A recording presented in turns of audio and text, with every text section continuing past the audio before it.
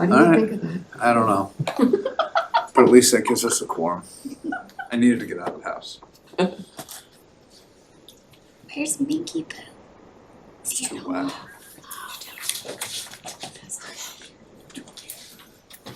We're good. We're good? Good. All right, great.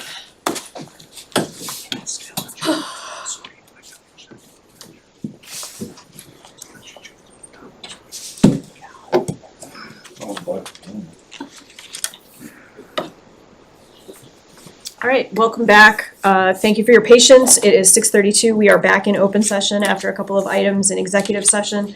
And we're gonna circle back a little bit. Could we all please stand for the Pledge of Allegiance? Pledge allegiance To the flag of the United States of America, and to the republic for which it stands, one nation, under God, indivisible, with liberty and justice for all. Thank you very much. Item number one. Thank you. Thank you. We are in open session now.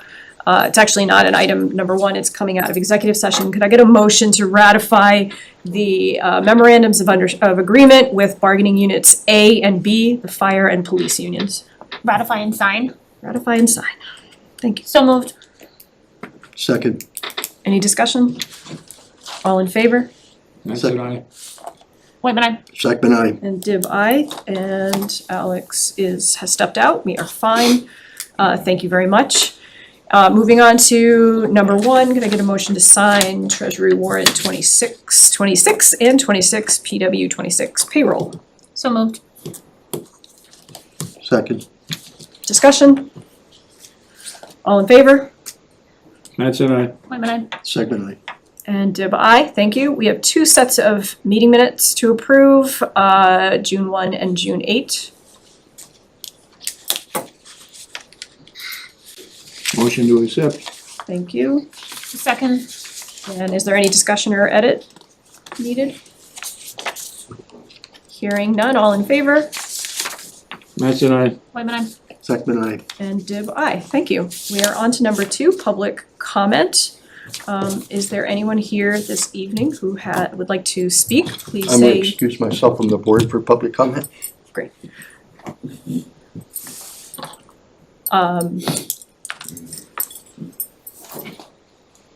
While Mr. Seckman sits down, I do just want to say congratulations to the Rutland Events Committee for their first concert, which happened on Friday. It was very well attended. Thank you very much. And I don't know why I am echoing. I'm sure that'll be fine. All right, is there anybody here in our audience for public comment tonight? So I just wanted to also extend congratulations to the library for their 25th birthday celebration that they held a couple weekends ago. So Yes. it was a great time with the Rutland Jazz Band played, and there was an unveiling of a beautiful new stained glass window. So if you're here and you haven't seen it, check it out. It was a great day. So thank you to that committee, and congratulations to Carrie and everyone and the trustees for all of that. The window is gorgeous. Sorry. Nobody else? Okay. I have been asked by several citizens of the town, Harry Seckman, 13 Beechwood Drive, to speak on the issue of the upside-down flag. And they asked me to convey to the chairman that their sons or daughters who did not make it back, their coffin and their last ride home was draped with the flag. Certainly a hero. And that flying a flag upside down was a total and utter disrespect for those heroes.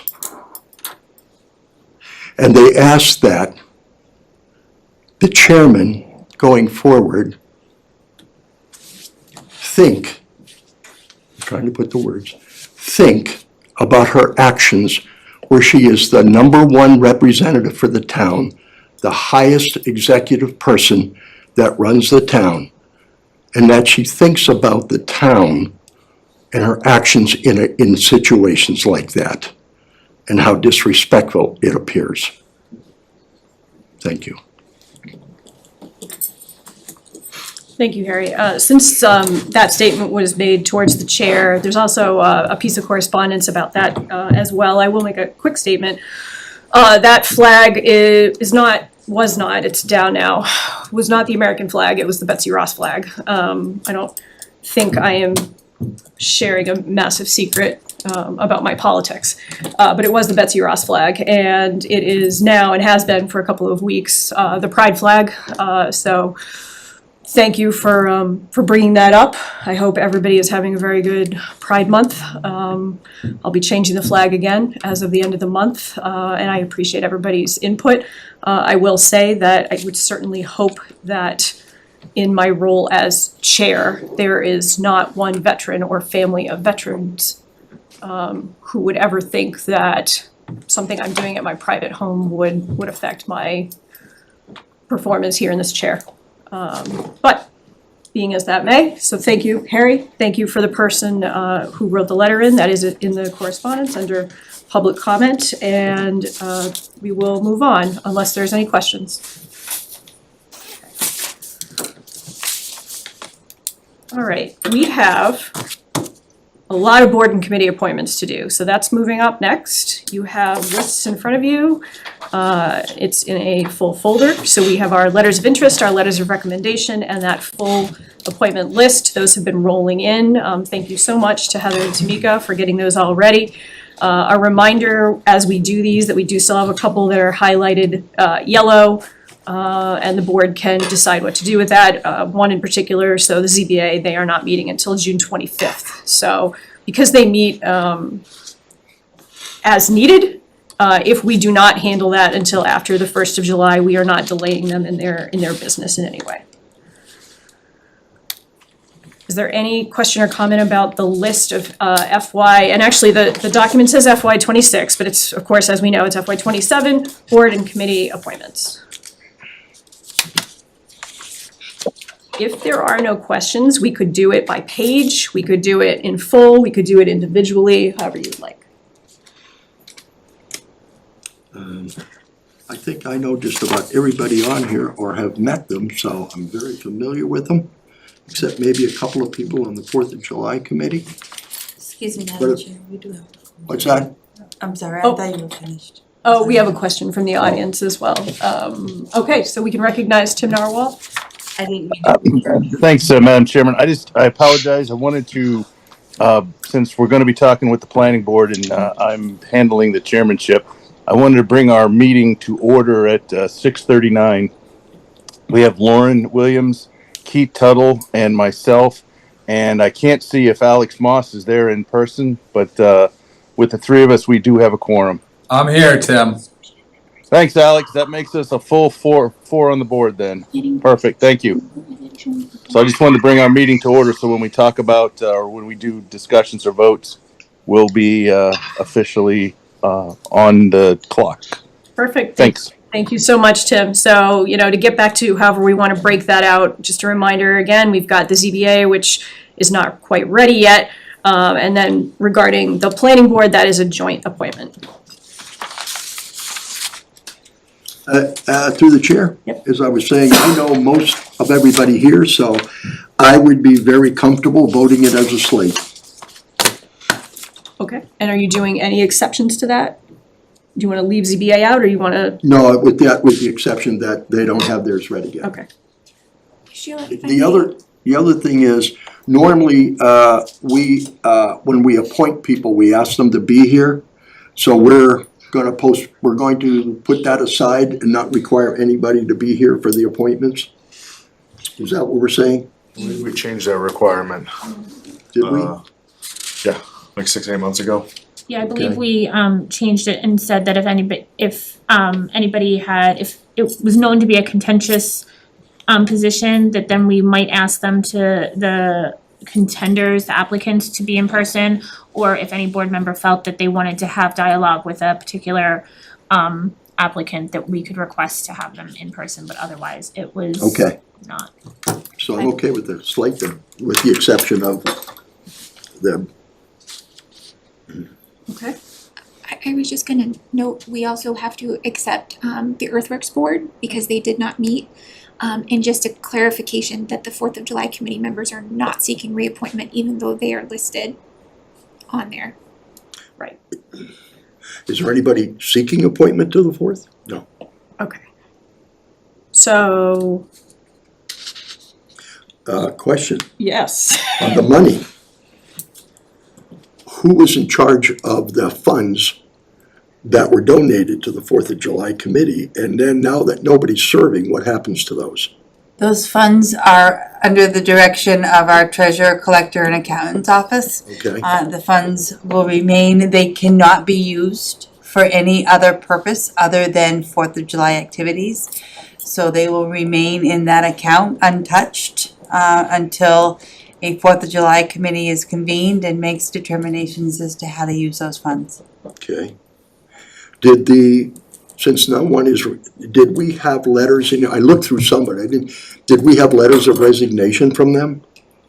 They did not need to resign because their terms are ending. Oh, they So were. they're just not seeking reappointment. They're not seeking reappointment. I think all the 4th of July committee members generally are 1-year appointments, and we recently extended them through July of the fiscal year the July of the new fiscal year, rather than, so that they could finish out the current year 4th of July programming. So I don't believe none of them are seeking reappointment. That Okay. means we need, I think as a board, need to put out a call to seed a 4th of July committee going forward. Okay.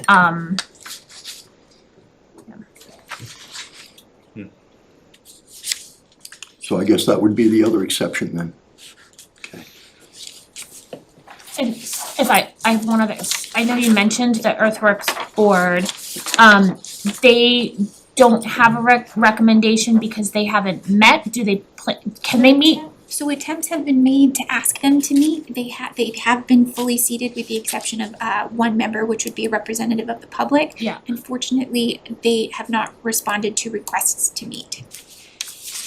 So yes, name and address. Alex Moss, 119 Brentnell. Hi. Is that for the Earthworks Board? Yeah. I'm in the process. I have texted everyone and emailed everyone as well, and I now have to go to their home addresses and leave like a letter or dear. something in order to try and wrap a bow on that. Okay.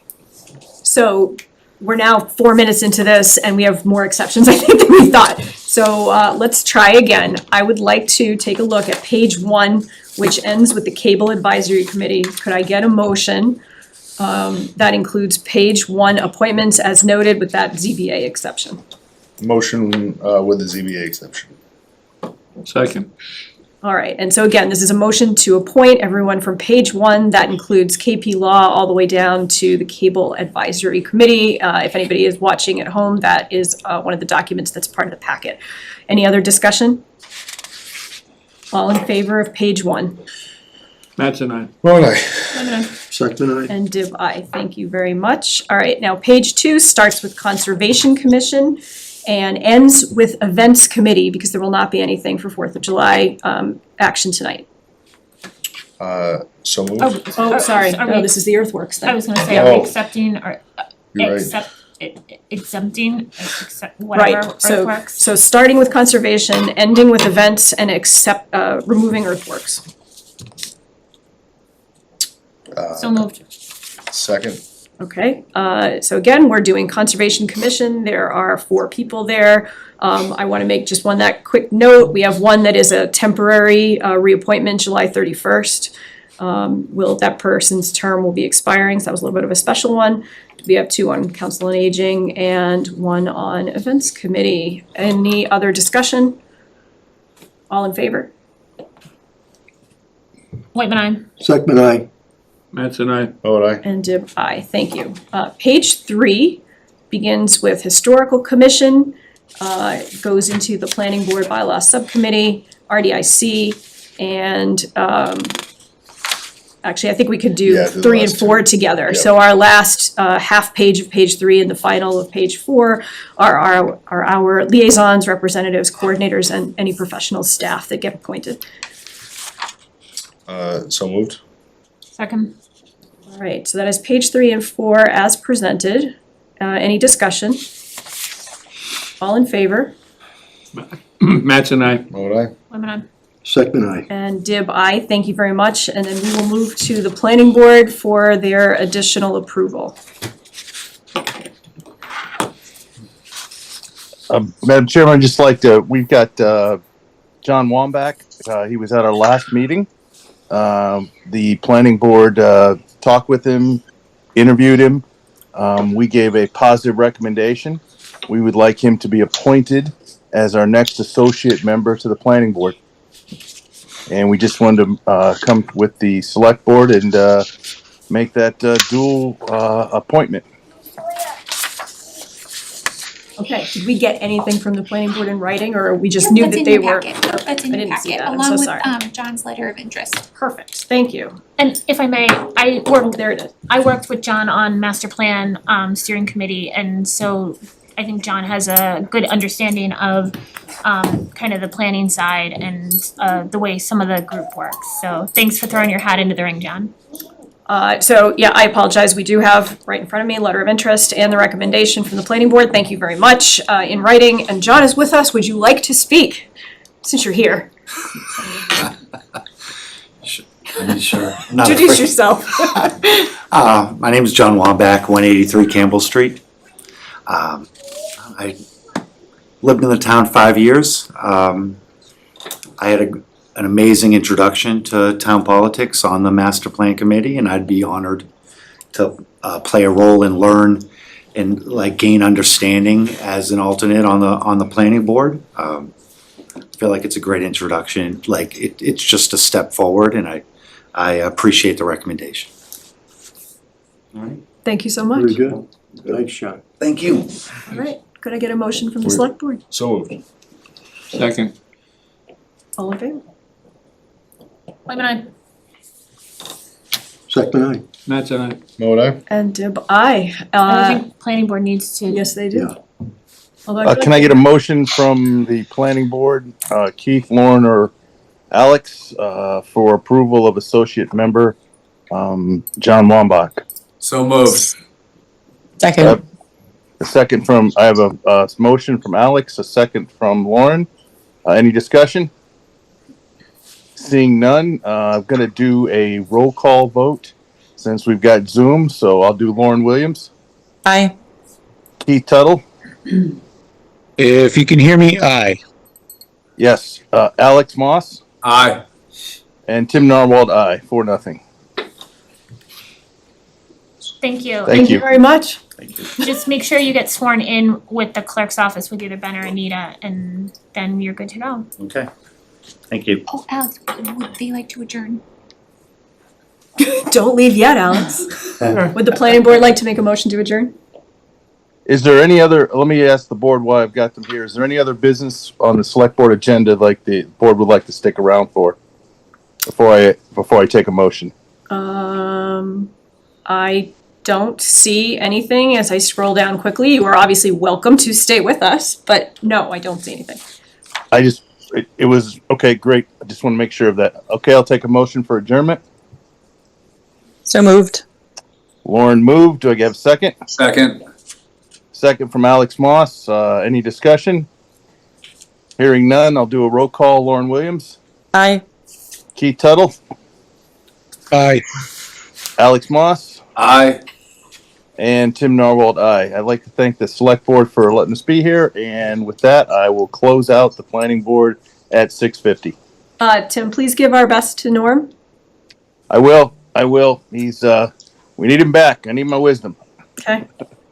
Thank you very much. And if anybody on the board has questions, please direct them to me. Tamika has my email and my cell phone's available, and I can answer any questions anyone on the select board has. Thank you. Thank you Thank very you. much. Okay, under old business, first thing, number 5, is the letter of support that we received as a draft that has now been placed on letterhead. That was in support of a state audit. This was a resident request at the last meeting. Everybody took a look at that letter. You have a choice now to either make edits to it or make a motion for it to be signed and sent. I know there's been a little bit of action on the Senate side already.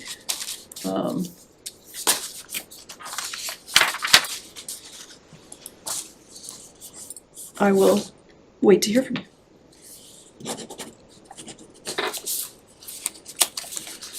I'm okay with it.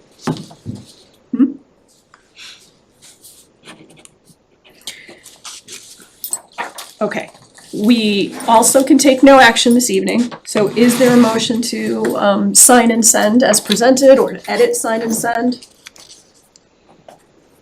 I'll make a motion to sign and send it off. I'll second. Is there any discussion?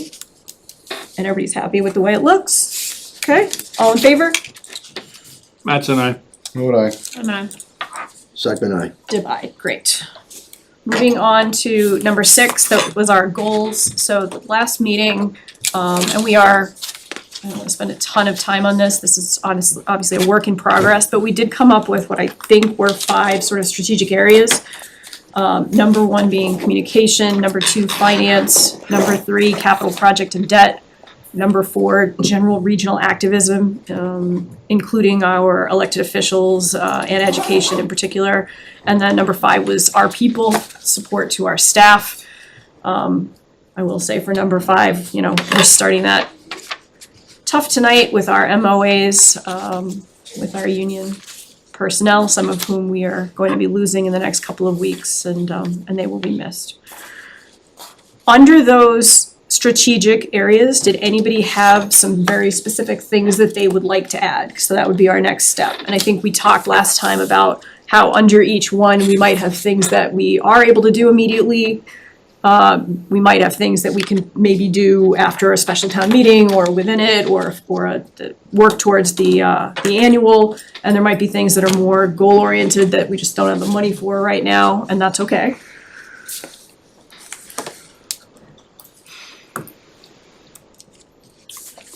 I think Harry and I have talked about this a little bit under the regional collaboration and advocacy is really seeking to bring that Wachusett Regional School District working group together.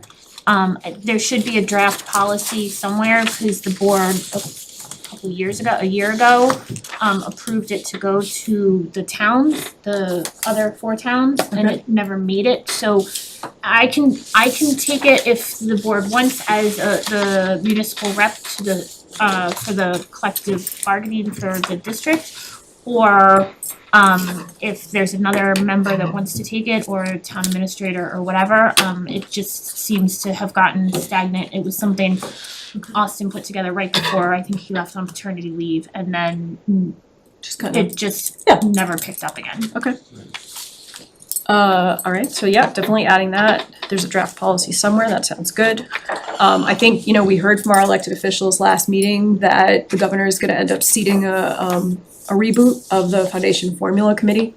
I do think we absolutely, and I didn't get it ready for tonight, we should probably be sending a letter to our partners as well about this, to say, look, we think it's important that somebody from the Wachusett District is in that room, on that committee. It doesn't have to be somebody from Rutland, but it certainly should be somebody from the largest district, the largest regional district in the state. Definitely. Yeah. Okay, Be good if we could get something, for sure. yeah. Okay. Yes. If I may, would it be helpful if I don't wanna overstep as the town administrator, but I also wanna make sure that this process, it's very important, we wanna keep it moving. Would it be helpful if I took your master plan document and went through that document and isolated some of the items that might conveniently fit into these categories? And paying maybe extra attention to those that are not big dollar items, sort of focusing on things that are more manpower than things they have to borrow for, and we can continue to work on this, and I can certainly share that out with you all. Would that be something that would be helpful?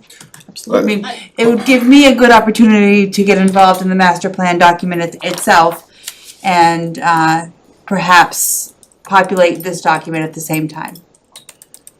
I think, if I may, I think that as well as the most current facility study, just because some of it is infrastructure and capital planning, and obviously that's going to have a higher dollar amount, but we can't keep our head in the sand about some of the stuff that's coming on the horizon. And I can share in the superintendent's report a couple weeks ago, I can share around to the board, it's public, it's on the website. They had worked with CMRPC to do a facilities study with an architecture group, and probably the one of the worst schools in the district is Glenwood. Yeah. And the work That report was shocking. and the need that we need to figure out what we want to do with Naquag and or Central Tree. Central Tree was excluded from a lot, ironically. I need to follow up to see if it was just a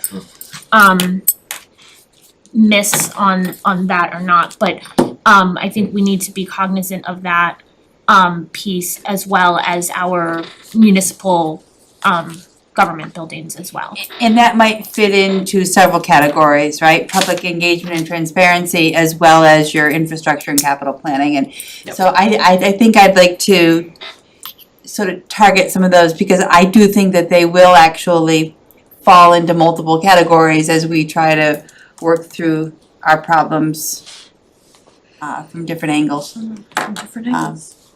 How old is the facility study that we've got? The facility study that Leah is referencing is brand new, but it was just focused on the schools. We have a feasibility study that Weston Sampson did a couple of years, maybe 2002, 2003. But staying on the topic of facilities, because that's, obviously an important one. We also have a document from Maya, who provides us with our property and casualty insurance. And they have provided their own list of areas where they have concerns and would like us to focus on priorities. So I had engaged Weston Sampson to take that 2023 document and apply it to the Maya recommendations and look at the feasibility study, not from necessarily an energy efficiency, which energy efficiency is certainly important, but also put it up against our risk, where we are falling behind in some of our OSHA and safety, and just roofs and boilers, those types of things. So that's in the process, and we can certainly apply, but that's almost too granular, I think, for what you have here, but I think it all fits in on how we want to look. What is the focus of, when we talk about infrastructure and capital planning, what are we looking at? Instead of it just all the things that we need, what are all the things that we need, and why do we need them, and does that drive the priority list? And if I may, my understanding is that Maya and other insurance groups are really starting to crack down on risk of facilities and becoming harder to insure or much more costly to insure. So on that side of paying attention to that overlap, I think provides some under our financial sustainability and stewardship, because if we can get decrease some of our insurance costs over the long term and have safer, better buildings. Our risk rating right now is 140. Or what? Sorry, what? It's 140. In So, relation to what? the easiest way is that Maya paid out 40% more in loss losses for the town of Rutland than we paid in premium. So we are not a great client. I mean, so the rating is 140. Is 250 the top? No, it's- yeah, anything it's under a 100 ratio. is considered better. That's the insurance ratio, so Okay. we paid, the 100% would be how much we paid in premiums, and they've paid out 140% of our premiums. Okay. They want us to be around, well, I don't know, property's probably 80%, if It's that. even high. It's probably high. Yeah, I think health is a little bit lower and wants to be around 65. So we have a lot of room for improvement, and I think that that's something that we really need to be paying attention to, because it does affect our bottom line. They are not going, you know, we can certainly free up through the investment in our buildings and our facilities, we can free up money to do the work if we can show a commitment and improve our ratio. And just even be able to be insured, because that's the, I mean, we saw that on the health insurance side this year, right? That we're not a competitive community on the health insurance side, and it's becoming my understanding is for a lot of the smaller communities that are experiencing the same challenges we are, and we know insurance in general is a driving force of our budget. So back in 2019, we had an ad hoc building committee, which kind of speaks to what you're talking about. I don't think that that's too granular for what we need to be doing. We need to know what's wrong with our buildings. And I wonder if on our list we should have, because it essentially disbanded, as far as I know. It was ad hoc back in 19, and I don't think it has met since. COVID hit and it just kind of Yeah, it just, I think, right, COVID. So essentially, we could do something along the lines of a permanent town building committee. Now, at the time, the ad hoc was the fire chief, public works, the building commissioner, the TA, and 2 qualified members of the general public.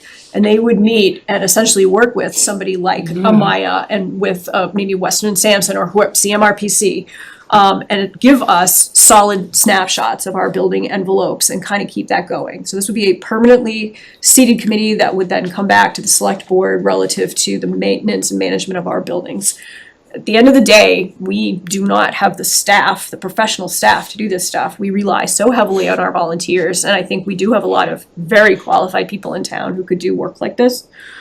Certainly in conjunction with our professionals in the room, you know, to have those meetings. So not something to see tonight, obviously, but is it something to consider as part of some of our goals? It's certainly on my list, so. I think I would add, just because one of our things, we were talking about our people and support to our staff, I'm wondering how much Maya can help us. They do so many programs for healthy staff. They'll come in and they'll do yoga classes, whatever, bringing in people who will do food demonstrations, and so. We are certainly actively working with our risk manager, absolutely. She is a regular Visitor. She is somebody that I have a regular conversation with as we work towards, we have several mandatory action items that we are working through, so. Okay, great. Yeah, and she's great. Through the chair? Yeah. Years ago, I think during one of the town administrator, he created a maintenance log of every building in town and what needed to be done. Glenwood, Naquan, The town administrator had a maintenance log? yes. And we had a book comprised, and we used that on the CIPC, we used that in the CIPC.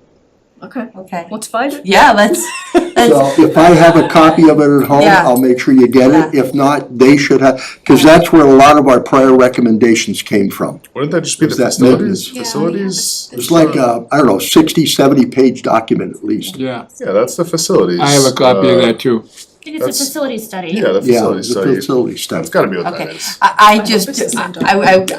I'm happy to, but creating a maintenance log that I would maintain, maybe, No, I think he just means like that, like they were going through the facilities and kind of ticking off priorities, not necessarily Yeah, going it's and like, writing let's what they take- were doing. okay. Let's take Glenwood, for example. We need sidewalks done. We need this done. We Oh, need this yeah. done. We have that report, Oh, we yes, do? Okay. yes, yes, That's good. That's a good start. Okay. okay, Excellent. great.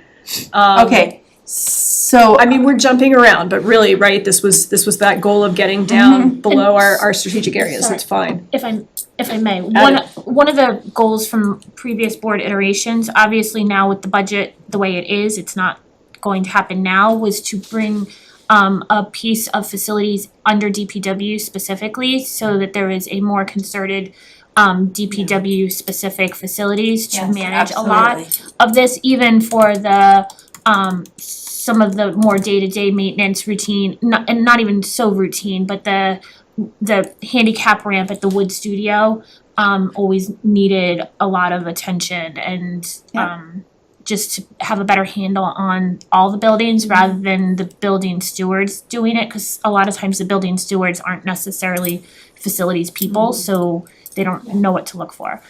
That was a longer term, that was a goal from It's obviously now that's a priority for me as well. You definitely need a point person. And I think that one of the things that we fall into is because our facilities department is also our public works, in public works, their priority is not facilities. Their priority is our parks, our roads, and basically our infrastructure. So they rely heavily on the reporting out from our department heads. And that puts a great deal of responsibility, and perhaps unjustly so, on our department heads. We have fantastic department heads. We have a fantastic senior director. We have a fantastic library director. We have a fantastic police chief and fire chief. They are not building. We're fortunate that they know enough about their buildings that they do, but we don't. They don't have the training in HVAC or in boiler repair or roof replacement, and so we're waiting for things to go wrong for them to see signs of actual disrepair or failure in the building, and then they report that out. And so we're working the problem backwards. And that is one of the reasons I think our insurance is upside down, is because we're only fixing things when there's something broken, as opposed to addressing something before it breaks and saving both ourselves and the insurance company those funds. So proactive and not reactive. To, possibly the previous DPW director who, and also was an interim town administrator here for a period in time. He might be interested in what you're talking about exactly too, Gary. Okay, yeah. We'll take all the help we can get. All right, and again, we're skipping around. We had communications as one of our strategic areas. Coming up in tonight's meeting, we're gonna review a draft social media policy, the whole idea of a possible communications committee who would advise us on ways to get better. I think we've already seen a little bit of improvement. Town meeting, thank you both so much. I think the motions document worked. I think people found things much clearer. I think we saw that in the questions that we were getting and the comments back. Who knew that the turnout was gonna be that big? We didn't have enough paper, but that was okay. We said we weren't gonna make too much paper.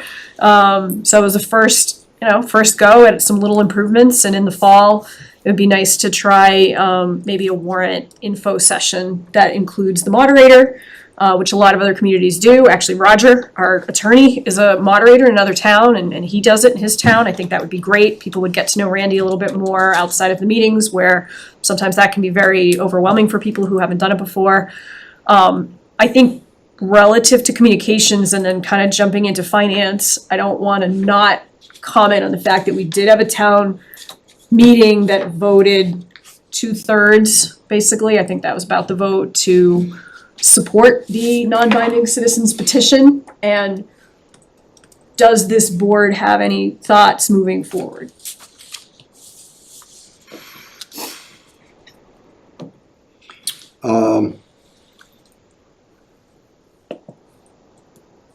Under what item are we using it on the agenda? I kind of split it. I mean, I think a lot of these overlap. kind of a Venn diagram, but communications, because that, you know, that was a resident petition that was done and a message sent, and a lot of people were making comments that night.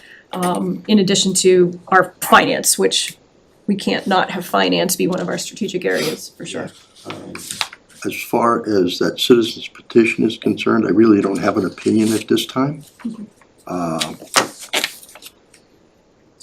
So if you have it listed on a future agenda as a separate item, I will be more than happy to form an opinion then. Okay. So let's get that on the 1st July agenda as a specific item. For me, under finance, I'm kind of looking forward to, maybe, we have other communities that do it as well, I'm sure Heather has seen some of them, to work with the finance committee on a budget book for people.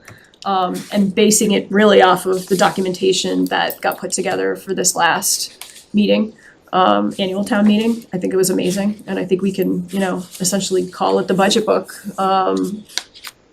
Get things out as early as possible. So for me, under finance, that's a transparency thing, which I hope to do. If I may to piggyback on that, Sheila, a little bit of that plus I guess I'd say it's regional collaboration and advocacy, but also just interboard communication or collaboration and advocacy is working with FinCom to have a more broad stance as to the current fiscal situation in town and the future fiscal situation in town.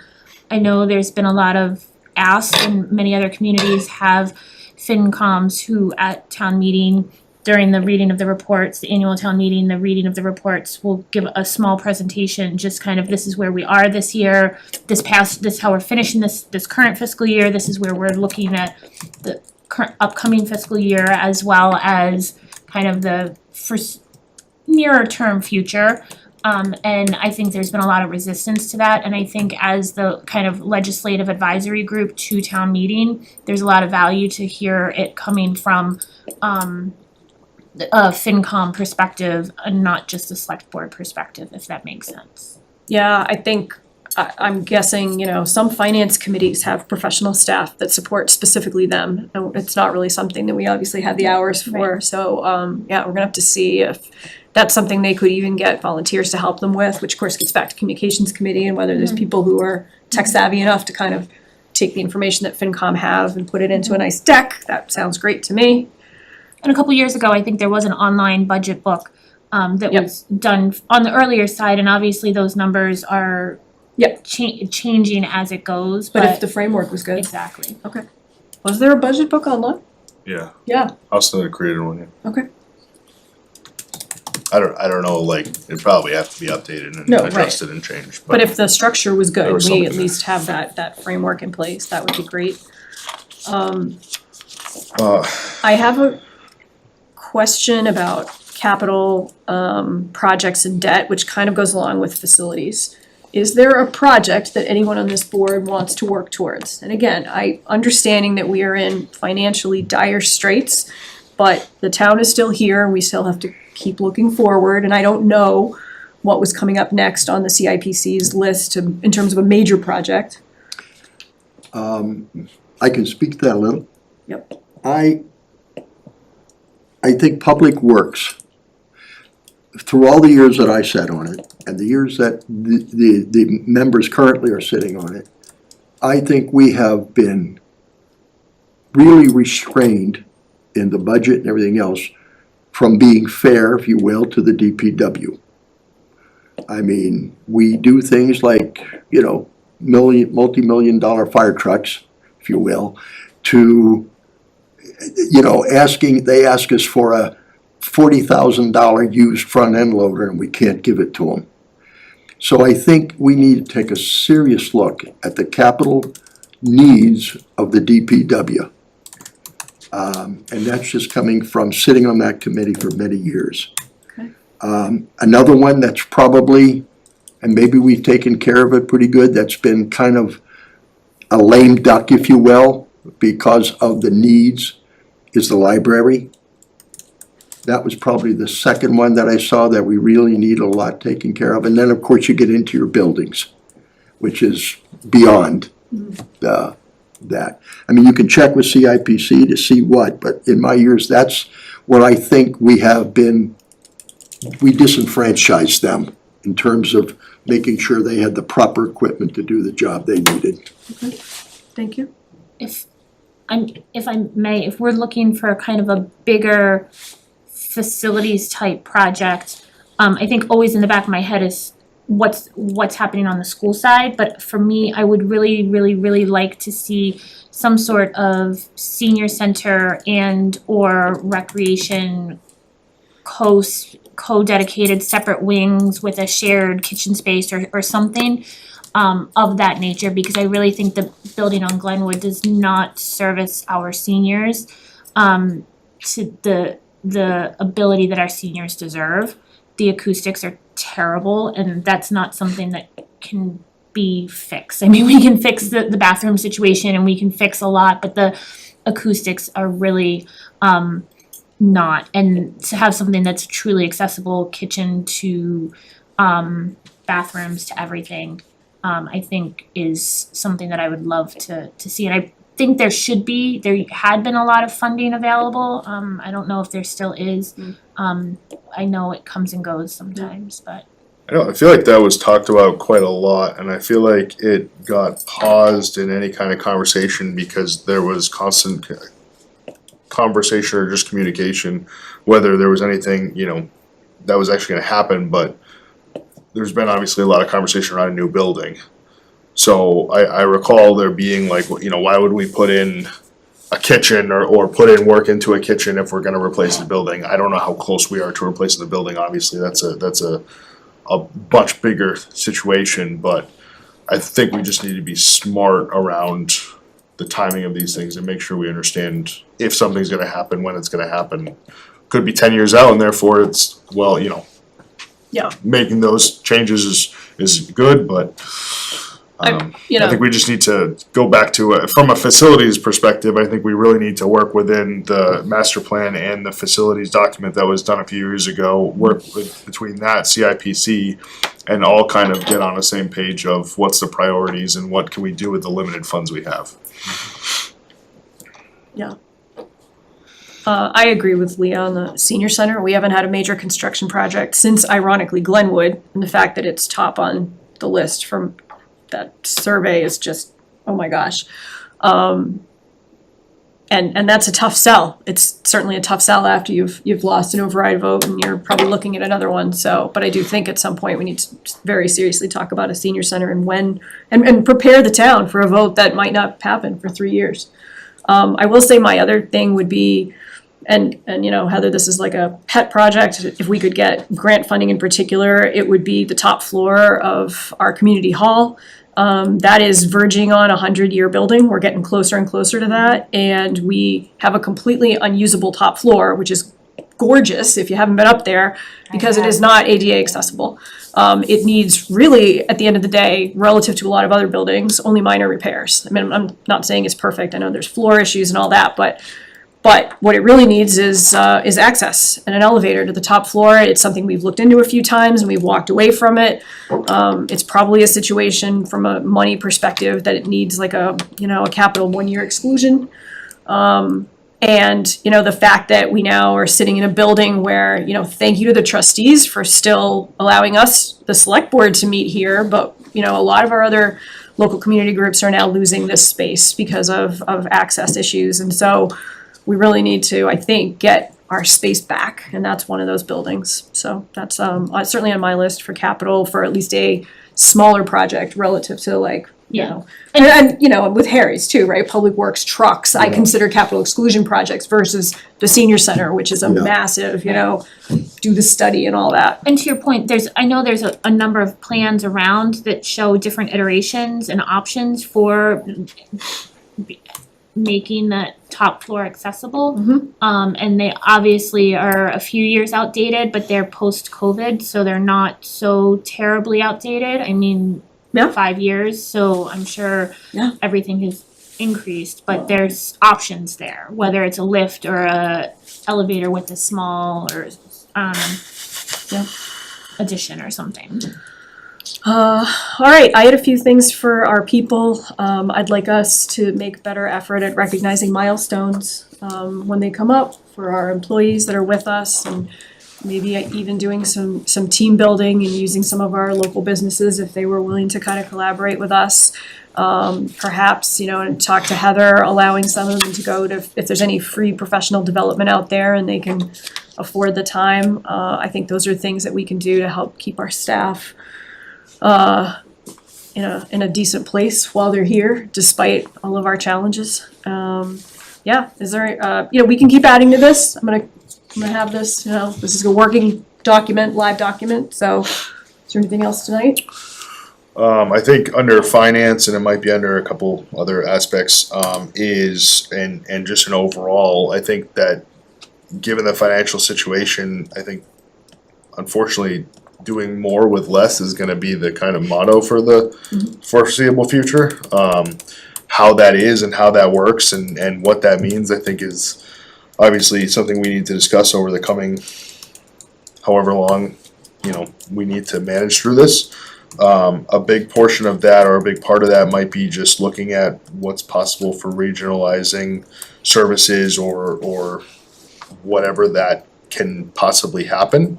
I don't think it would be ideal for us, but in some cases it could work and may be beneficial to us. But I think, and this goes back a long way now to something that Heather mentioned in the looking through the master plan, because we don't have the money, looking for things that are more manpower based. And unfortunately, we don't have the manpower anymore either. So that comment, while your point is to not spend money and to have internal people do it, we don't have internal people anymore to do that. So, and I know what you're saying, and it's not, we don't have to get into it. Just my point and just public statement, right, is that that's going to be harder now. So it's just tougher to get anything done. Yeah. I think when I said that, I think I was thinking of myself and the five of you. Yep, I get it. And I just wanted to make that clear Nope, that this is gonna be a understood. much harder, getting things done going forward and getting things done that are not just mandatory or fire alarms of a daily basis is going to be a much more, we're gonna get stuff done that's needed to get done and that's it, and maybe some things that need to get done may not get done because we don't have the people or money to do it. So people are, it is what it is. I wanna just put out for the public also on the regionalization side, I wholly agree with you trying to do as much regionalization as possible.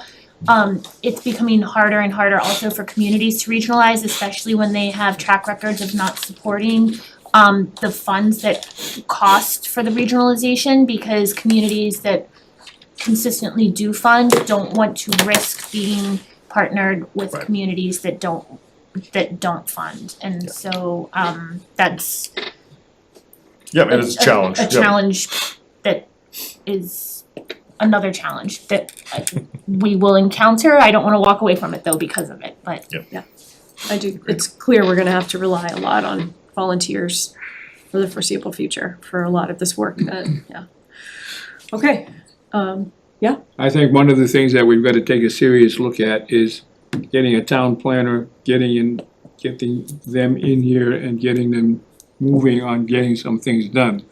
There's all kinds of usable property around town. And, you can look at it in any number of ways, but yet, to get a planner in here who's a certified planner and looking at these areas and finding out just what there is out there that we can use, and maybe get into looking into buildings or this sort of thing, what exists and what's out there. I mean, I know quite a bit about what is in this town and who owns what and so on and so forth. And so, it's one of these things that, okay, this is something that, all of a sudden has just come to a complete standstill. And in reality, if it had kept moving, I think we would have probably had a little bit more activity as far as financial interests are concerned and this sort of thing. So in other words, I just think we've got to look at getting into getting a little bit of organization as far as maybe zoning and business and this sort of thing, and changing things around a little bit, and, you know, we kind of depended on things happening, and they happen for a short time or a longer period of time, and then all of a sudden they're not there anymore, so, you know, we kind of gotta get a chance to look into things that may be here for the long run. Just to confirm, the planner role was budgeted at 12 halftime? hours. 12? Okay, so I mean, no one's ever gonna take that role. Well, there we go. Moving on. But I think to piggyback on what Paul said, working with economic development, whether that's working with RBA or planning board or whatever, to try to bring some sort of. I wonder, Heather, if nobody responds, because I know you've posted it. We have not Oh, you haven't technically posted it yet because when we were getting ready to post it, we had some other Okay. personnel crises. No, that's fine. I know you're, fine, yeah, I know you're about to post it, It's scheduled to be posted That's fine. by the end of the week. whatever, so, Can it be a planner, inspector, inspector, I know. inspector, and Right. inspector? yeah. Well, I was just thinking, what's the dollar total figure for that line item now with the cuts?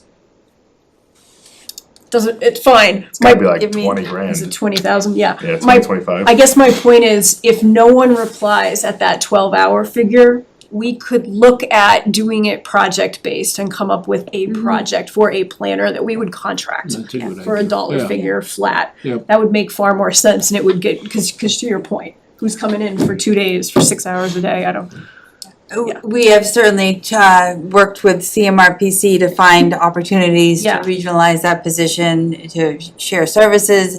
Unfortunately, all of the other communities are in a very similar position to us, and funding, we're actually a little ahead of the game funding it at 12 hours.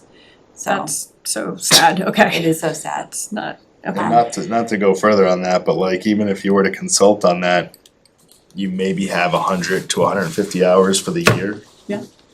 No, we'd have to pick a project and have it be, Cause it's also not a benefited role at that point, so now you don't even have benefit dollars in the budget Mm-hmm. to add to that consulting role, so you're gonna pay $150 to $200 an hour. Yep.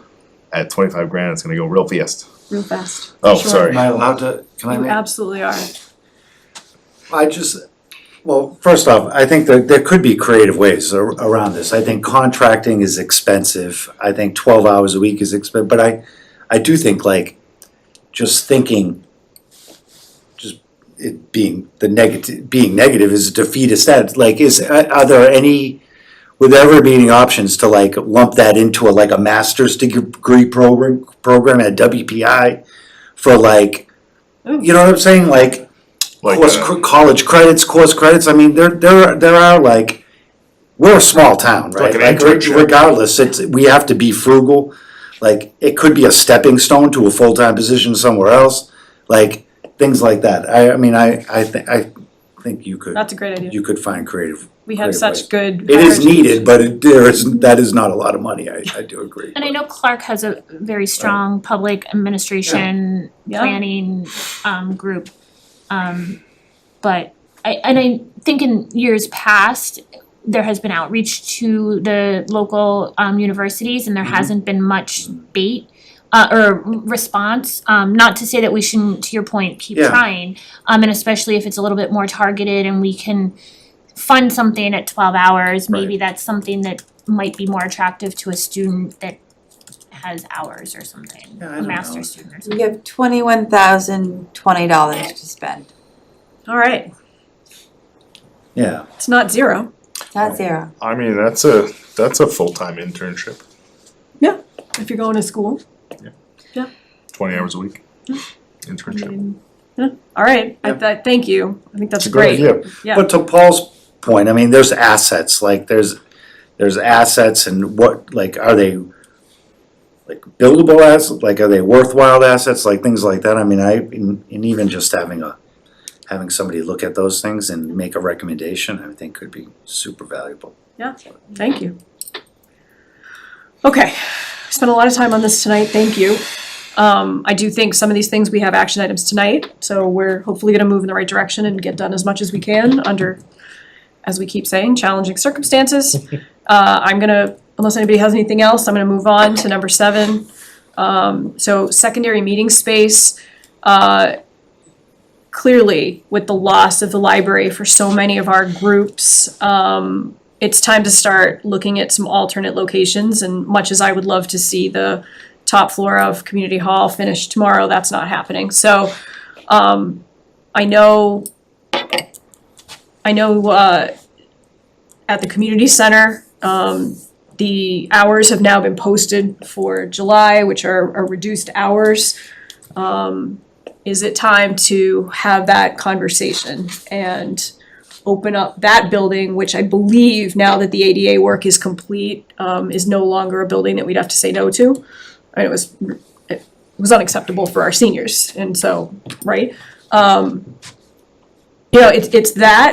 We no longer have the wood studio, right, because that's being used until next year. We could certainly reach out to the fire brigade to see what their policy has been relative to the old fire station, where we have a lease with them for that. I can't think of many more options. I do think the community center has some potential. I know they used to have meetings there. Don't we have meeting space in the annex? We have a conference room, yes, but maybe six or 8 people can fit in that. I'm thinking space. during the day, Yep. you know? No. That- It's open at any time, but it is not set up for a meeting Right. this size.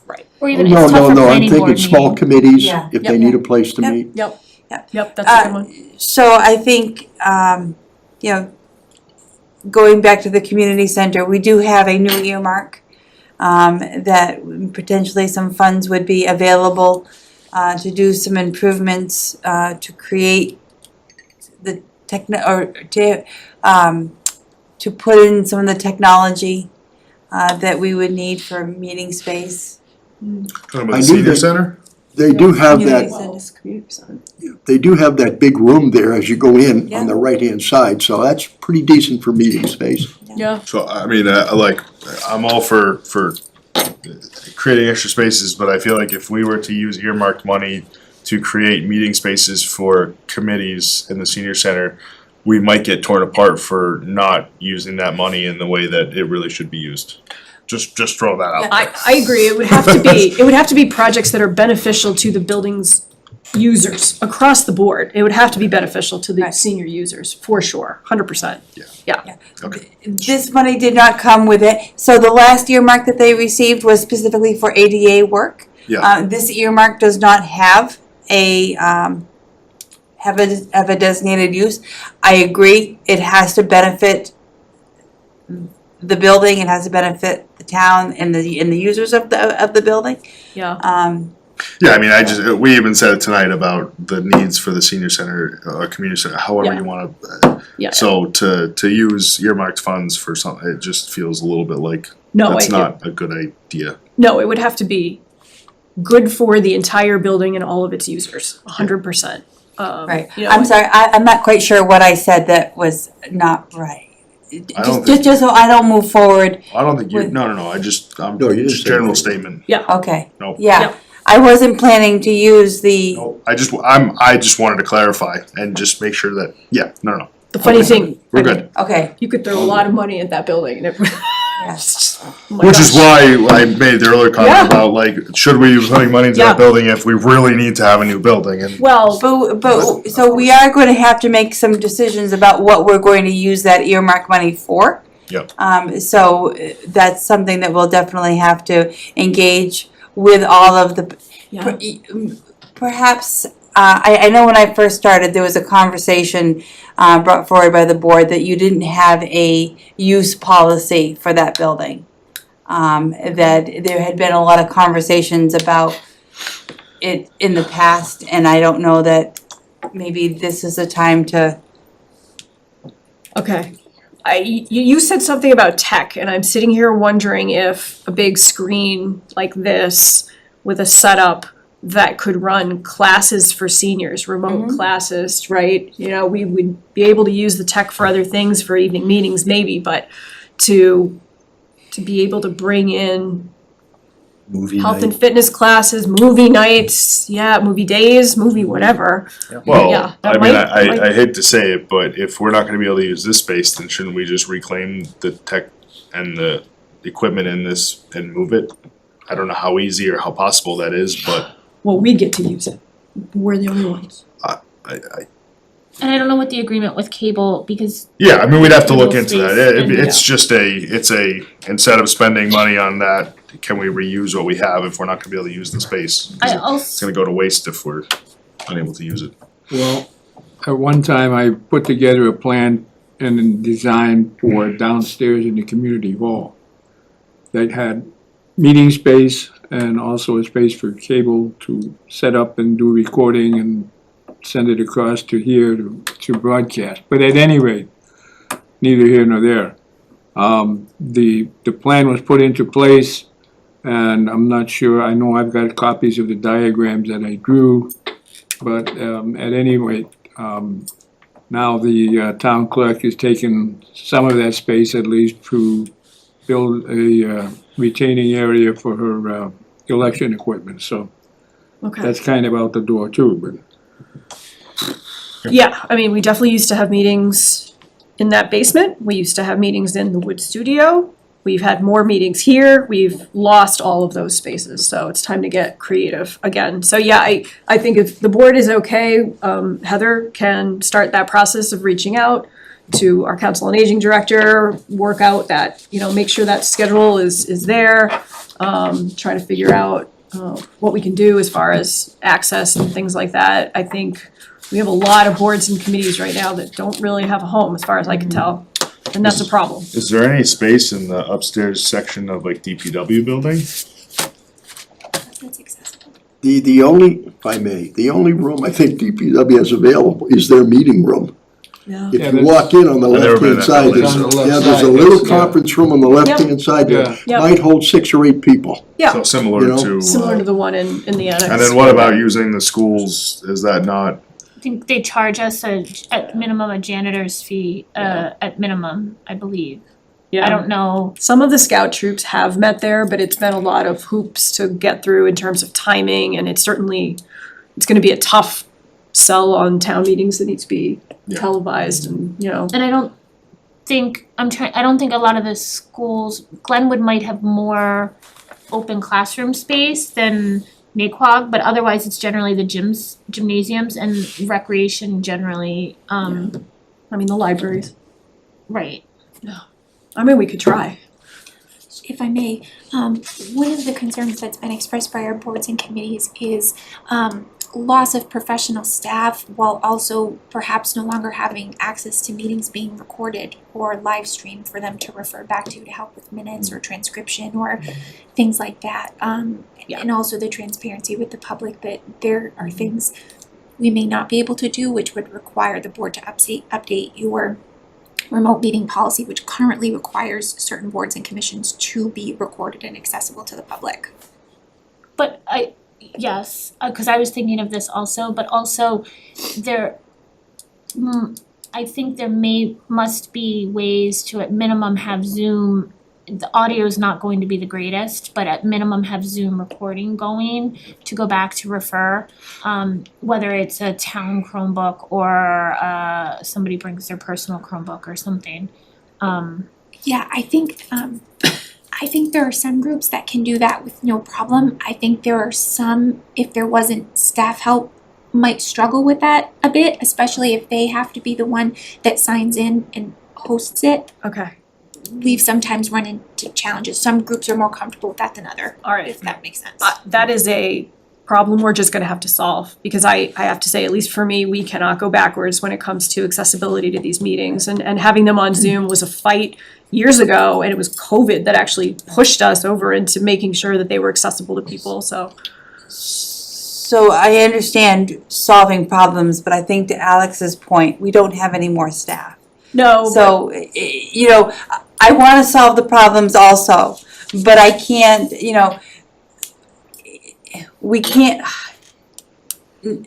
we just don't have the opportunity to dedicate personnel to attend or participate in these meetings anymore, and unless the volunteers themselves are willing to pick that responsibility up.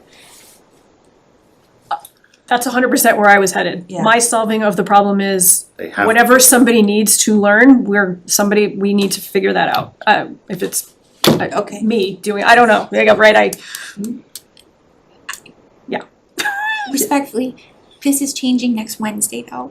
I just don't logistically see how we're gonna bring that to fruition without a disruption in public meetings. I'm not saying it will be perfect, but let's face it, even we can't have a meeting without some tech issues. And I think we need to move forward with at least the boards and committees and commissions that we seat. We can't speak to the other electeds, they need to do whatever they are gonna do. We need to make sure that they've got all the tools and they figure it out. And yes, I'm sure there will be some hiccups, I believe you wholeheartedly. But beyond that, where do they go starting next Wednesday? Yeah, fair enough. Especially the ones that hold public hearings, cause we are already having a challenge with that, where we're booking public hearings into July, and you have to have a location. Okay. So we've asked the trustees Okay. to consider a stay for the month of July. Unfortunately, I have not been able to, and it's mostly my fault, that I just have not been able to focus on, we've known for several weeks that this space was not gonna be available. I have not had the ability to pivot to try to find these alternative meeting locations and get everybody set up, and I apologize for that. We do have a couple of permitting boards that have public hearings that will have to happen. The library trustees have made at least one exception at my request to accommodate a Conservation Commission public hearing, and I've asked them to consider a stay for the month of July, just to buy me a few more weeks Okay. to help. Whether that's granted or not, I can't say. So the physical location is one issue, but I also think that it's important that we recognize that we have three very part-time cable operators. They're doing the best they can, but they also work for other communities who have, in order to pay their bills, this isn't their only focus. Yep. So we vie for their time. Putting the responsibility on them is really not an option. So I just wanna make sure that we're all on the same page, that there will be Yep. meetings that are missed. So just let's back into this. For the month of July, because we've had a very busy spring meeting season. I mean, this is our 4th week in a row. So how many meetings are we talking about, say, in the next, starting July 1, in those first 15 days? Concom, planning? Yeah. We're okay, so our meeting coming up, July 6th, we're still allowed in here. We were just noting that there are not many meetings scheduled for the first part of July. Okay. Which is Helpful. very helpful. Okay. All right, okay. We'll do everything that we can. Yeah. To support them, but I don't wanna have expectations that we're going to be able to solve every concern, because we're just simply not going to be able to. If I may, I guess my point was even and it's not, I think it's not the most ideal, but if there is even just someone with a town Chromebook that runs Zoom in the meeting, that just turns Zoom on and hits record, that Zoom meeting is not necessarily televised or anything, it's recorded, it can get put on YouTube after as a Zoom recording, and it's there to go back and refer to. Beyond that, and it may not even be, nobody even needs to monitor it from allowing public in or anything, it's literally just the meeting being recorded that then can be televised at And the bare again, minimum. depending on the committee's abilities and And staff Yeah. to set up the Zooms, and staff to set up the Zoom. because you gotta assign, you gotta create. I mean, we have the town Zoom accounts. Right. So someone's gonna have to manage that. I mean, ultimately with Tamika's hours being reduced and her not being available, that's gonna fall on me. So we will do the best we can. Okay. That's all I can promise you. Bare minimum, assuming we're gonna do Zoom Pro, let's just make sure the meetings get a Zoom link. We'll start with that. It doesn't even have to be to the public. I mean, that's what, I'm at the, just. Yeah. I will do the very best I can. Yeah, All right, we know. Yeah. I'm gonna be taking on a lot of additional responsibilities also. I mean, and I think if I may, I think I said to you before, we as a board need communication as what you as the office and the rest of professional staff need, because we're not mind readers and we know you do the office, you two and others do a lot of work that we don't even know happens, so we thank can you for that help, reminder, yes. I but we will need think- to know. Yes, you're absolutely right. I think that asking for that help isn't something that comes first nature to me, but I absolutely will need to probably rely on you all more than we have in the past. Listen, it's time to go old school with this. Yeah. And there are a lot of people still in town, still on boards who remember when we didn't even have a you. So, yeah, it's time to get all the electeds to do some stuff. Okay. They can't just rely on professional staff because there's not enough of you. Okay, that sort of segued into, all right, so we're all right with exploring all of our secondary options that we talked about? Yes. Sorry, I don't need to, and I don't wanna necessarily open this can of worms, and I don't need to know the answer tonight, but in the conversations with the trustees in the library, I don't know what the lease agreement with the trustees and the cable is, because it's cable space also, and so I don't know if there's any consideration in any of those conversations on whatever the agreement is on the cable side or not. So the issue that it's a two-track issue, and I'll mention this quickly. One is the actual MOA that the library trustees have asked the town to commit to. And that is something that is still open. We are waiting to hear back from Spectrum Charter with regards to the status of our license agreement before we sign an MOA. I have reached out multiple times, and we do not have a status update of where that agreement stands. Separately to that, there was the issue of whether or not the town would be making a lease payment. I think the term was discussed that it would be $1,000 a month, and it was not made religiously last year, and that was a concern. If you recall through the budget hearing meetings, we put a $12,000 line item into the library budget that pays that $12,000 up front.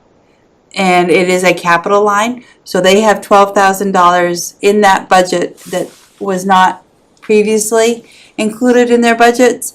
So that money is there. It is available to the library for whatever capital building expenses. That's the intention of adding that line. So that's sort of not part of that memorandum of agreement anymore. It is now just a budget line that demonstrates that the town needs to do more to support the library's building space. Okay. Is that, I mean, it's not a great answer, but that's how we're we didn't want to leave the library without those funds, even though we knew we did not have an agreement, so that was added to the budget. Okay. So it's a static line. I do think, back to the schools, whoever suggested we need to talk about that in the next regional agreement, because town meetings in the school buildings should not be charged money. It's just me, but that's for future. All right, we've segued a little bit into town communications anyway, so under number 8, the social media policy updates, you have that in your packet. Obviously, the big change there is that that policy notes that we will be turning off comments for any of our social media channels, meaning the public would not be allowed to have interactions on our Facebook page, for example, on our official channels. Has nothing to do with any of the private groups that are out there that might screenshot what we post, but in the absence of anyone in any form of a public information officer, we just can't monitor the comments. So everything else was pretty straightforward. I know, Heather, you pulled that from another community where it's working, so people have any comments about it, any edits? Do you wanna move on this tonight? Do you wanna think about it a little more? I mean, I think it makes sense, given even in absence of the reduction in staff, I think it makes sense we don't have a dedicated communications person. And what the last couple months have shown us is that it very quickly devolves into not great space. And it's not fair to our employees especially, to have to look at that and manage that and have that in the back of their minds. So I think, and now going forward with the reduction in staff and hours, there's just not the capacity to do that. I think there's value to using it as an information sharing aspect, but not a question generating or dialogue back and forth space. And so, and I think it would be for the official Town of Rutland Facebook page and any other town departments and select board appointed committees that have pages. Yes. The others elected, I think, would They have to do their own thing. do their own thing. Yep. Although the other electeds actually are not really maintaining socials right now, so. Right, randomly, I think, but yeah, Conservation Commission is. no, they're appointed by us. appointed. Oh, sorry. I think of the trustees, but I don't know if the library is through the They're depart- elected, yep. Right. Yep. So, So, then really this mostly affects police and fire, yeah, who police maintains a robust social media and they do maintain it. So I mean, that is a conversation. Do we exempt the police and fire chiefs since they have been doing it? At least for now and see how they wanna do it. I would say animal control is another one. I think animal control for me is because they're regional. So we Yep. take dispatch out because they're no longer, they're district now, so they're Yep. not with us Yep. anymore at all. That's true. But I really struggle doing the exemptions because I do think that if there's an opportunity to be nasty on any page, then that nastiness is going to move to that page. And I think that given the reduction in staff in police and fire did a great job monitoring with their current staffing level, but with reduced staffing level, I worry that they're not going to be able to Yep. do that as well. Did we have any feedback from the chiefs? No. Okay. And again, for animal control, I think I on one hand, I hate to lose that. On the other hand, I think our current animal control is quite connected in the communities that they service. And so if they can share their post to local community pages and get feedback that way. Yep. I think that might be the avenue for now. And we can always revisit this policy down the road if we have staff to have that capacity. Okay. I have a question on this. Does this cover complaints? In other words, I've seen complaints come through for certain people in the town through the town website, and is that considered social media policy? Complaints on the town website? Yeah, So you mean like they go into the town website and submit a query, and yeah. that goes to like the TA's office Yeah. probably?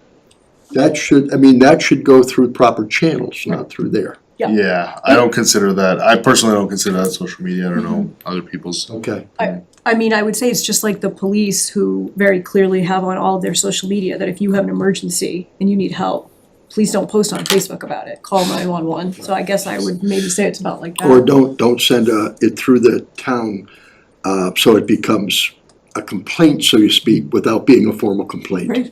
Right, Yeah, okay. So just to clarify, we don't actually file a complaint through the website.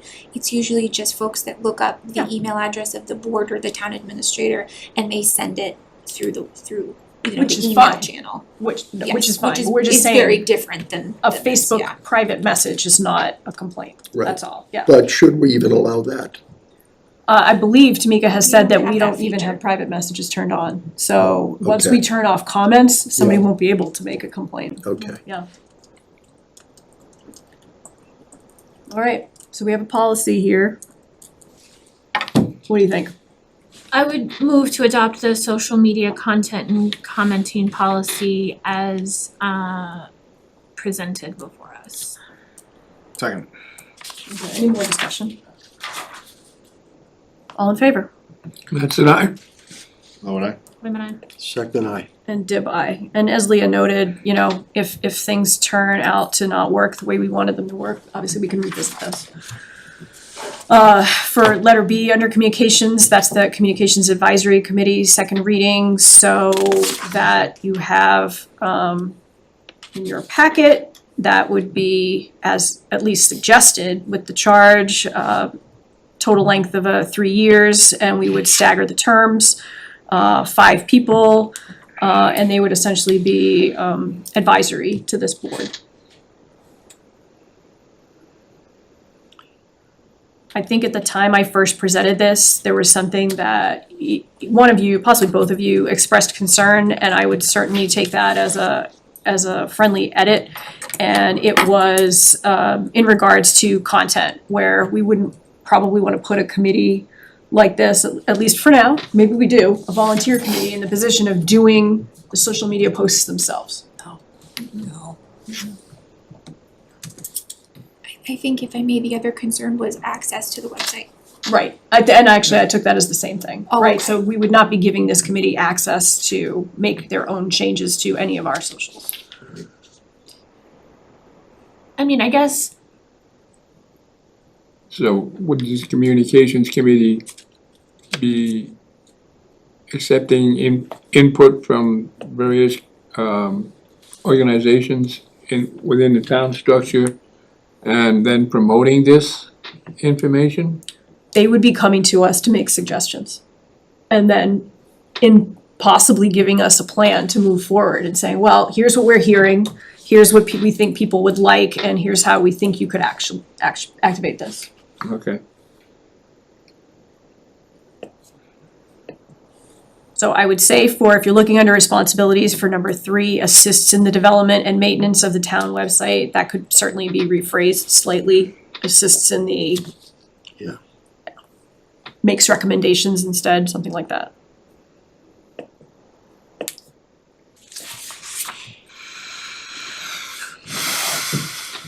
And you know, I think it's one of those things where if they got to a point where they were, you know, giving us good information, they could certainly submit to Heather a list of posts and say, here's some suggested posts for the month of August. You know, there's a special day and we'd like to highlight that, or there's an event coming up.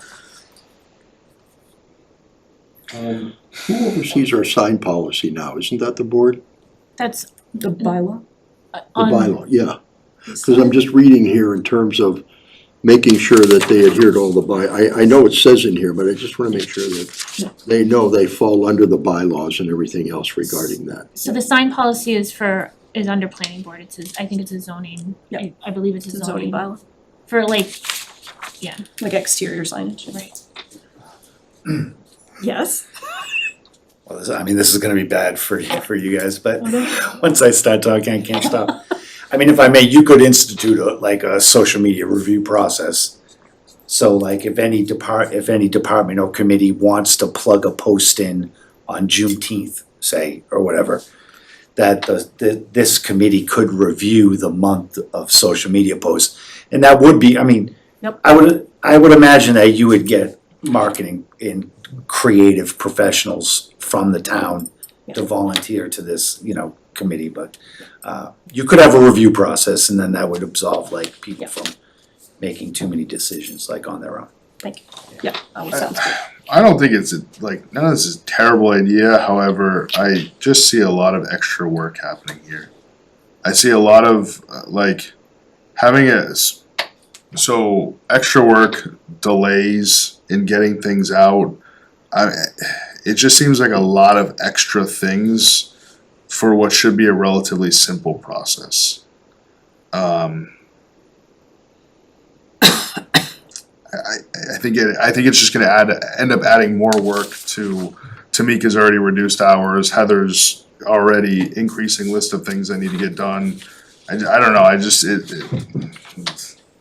So it's funny you say that. I think my hope was that it would be the opposite. In the absence of enough professional staff to do some of this work, that we would take the expertise, to your point, of some of our residents and use that as a springboard, because we just kept hearing our communication needs to improve, and this felt like this is a way to get a group of people in front of us to say, you know how you can improve? Do this. Try doing this. Yeah. So I think that, again, there's two ways of approaching this. I think that you leave the day-to-day website updates, the email alerts that go out, the social media posting, that stays with the administration. And I think that's important because we do need to be able to get that information out quickly without having to default or defer to a committee for their input. But then you have the bigger issue, which is, I think the term might be more like branding, where the town communications committee could deal with the higher level issues of the messaging behind a Proposition 2.5 override. How do we develop messaging? So here's the budget book. What is the messaging that could go out around implementing that budget book and presenting it to the community at large? So I think that there's maybe, so long as we're all on the same page, that the day-to-day communications stay administrative, and then we look to this communications committee to present sort of more of a high level, how do we market the municipalities' communications around our bigger goals, defaulting to the select board's goals and getting that information out. More the information that you all wanna get out as opposed to the information that I wanna get out. Absolutely. I hope the phrasing of it reflects that. There's nothing about day-to-day maintenance, there is nothing about you, it's purely advisory to us. And frankly, the only reason I didn't call it Communications Advisory Committee is because that's very similar to Cable Advisory Committee, which so many communities have. And of course, we have cable advisory, so it is considered, at least in my head, advice to the board. Nothing to do with your day-to-day.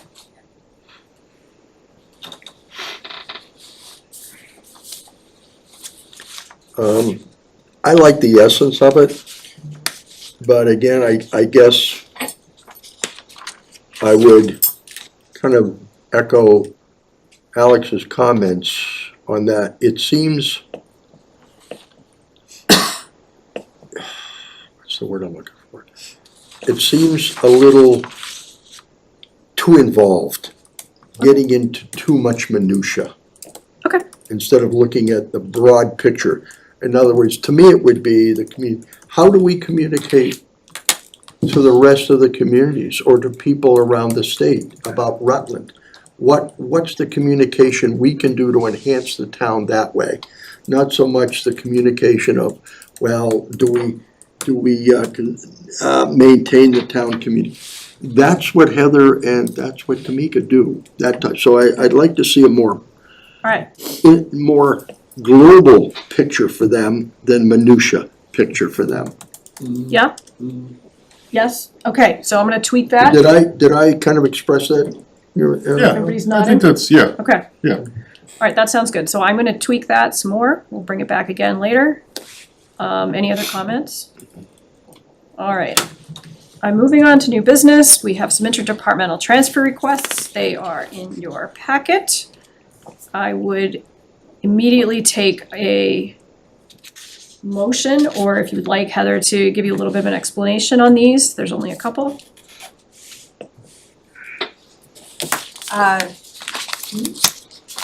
So the premise behind the reserve fund transfers is to cover snow and ice, something that we've talked about a number of meetings, to cover our legal bill, KP Law. We have been accruing bills for the last few months simply because we have depleted that particular line item. And what is the last one?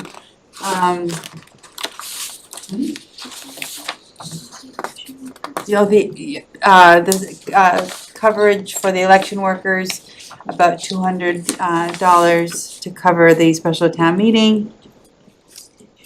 One to cover postage. And I think that's it. So, yeah, so in total, we have 1, 2, 3, 4, 5, 6, we have 7 here. Certainly historically, we've gone through and read each one and read them for the record to be transferred from the account numbers and into the account numbers, and you've got the account name. At the pleasure of the board, I'm happy to pass these out, people can read them, or you can make a motion to do it as a slate as presented. Here we are, 7. 2 of them are for snow and ice. Yep. So technically 6.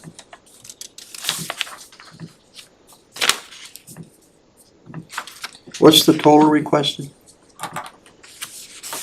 Well, why don't we go through them? We'll go through them. So we're requesting that we take $90,000 from the highway wages that will offset the deficit for snow and ice. The next one is $4.01 to come from our health insurance line to cover interest on long-term debt. We miscalculated the interest. We're requesting $76,145,000 again from health insurance to cover the snow and ice and supplies line. We are requesting $13,855 from health insurance, also to cover snow and ice. We're requesting $64,000 to come from the FY26 town planner salary line. That was a position that remained vacant for most of the year, and that is what we propose to cover our town council services from.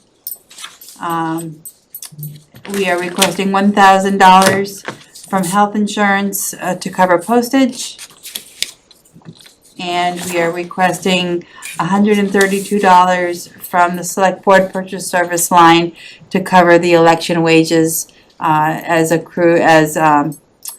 spent at the special town meeting last week. So, I was under the impression that we had to read the dollar and from account and to account, but we don't need to, we can just do it as a slate. We can do it as well, so these documents were a part of the packet, and they are Right. part of the public Right. record, and so we can waive the reading, Okay. but we don't have to. We can absolutely read through each and every one of these, I'm happy to pass them down. No, I mean, I prefer to just reference the document because I always worry about misspeaking a number or something, so I would be comfortable to make a motion to approve the request for appropriation transfers as presented in our packet. Second. Is there any discussion? Is there anybody who wanted more information read into the record? Again, these are documents that are public record for anybody who would like them. Heather? I just think that it's important to know that we're not appropriating any new monies. We're moving monies from one line to another. And also Finance Committee will have to vote these as well on the, at their third, or they'll be asked to vote them on the, it's a two-part process. And for anybody watching, it's because we are now in the last month of the fiscal year, and so we are allowed to do these transfers, assuming both of those groups approve them. And if I may, doing it this way will decrease the amount of free cash that we would see as we close these books, because we're using existing. Well, I don't know that it decreases free cash, because we have to spend the money. These are bills that we have. Right. So whether we pay the bill from one line or another line, we're still gonna pay the bill, so it. I just want to be clear that with these dollar amounts, and I didn't do the sum of them all, that's, if we're expecting, let's say we're expecting $1 million in free cash that in the fall to clear, but that would be high, that this is coming out of that what would clear. It's the way we do our budgeting.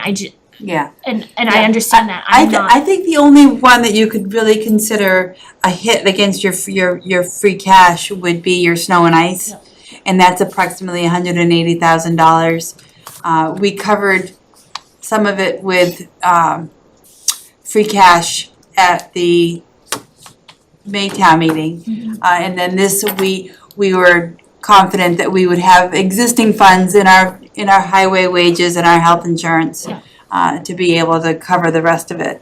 And I wanted to follow up Yeah. and say that it's coming from, mostly where the funds are coming from is unfulfilled positions, because we've recruited and we're unable to fill those positions. So Absolutely. it wasn't a matter of we over budgeted in these positions, Yeah. in these locations. They were positions that are funds that we If- anticipated to spend, but Yeah, if we had had a full highway department, we would not have these funds available to us at all. From the health insurance right down to the wages. right. So sorry for. No, it's all good information. So I have a motion and a second on the table. With a waive of reading for the 7 requests for transfers. Once we take a vote on this, they will get sent then to the Finance Committee. Is there any more discussion? All in favor? That's all right. Vote aye. Wait a minute. Second, aye. And Dib, aye, that is unanimous. Thank you. We'll pass these all down for people to sign. I'll start with you. And we will keep going.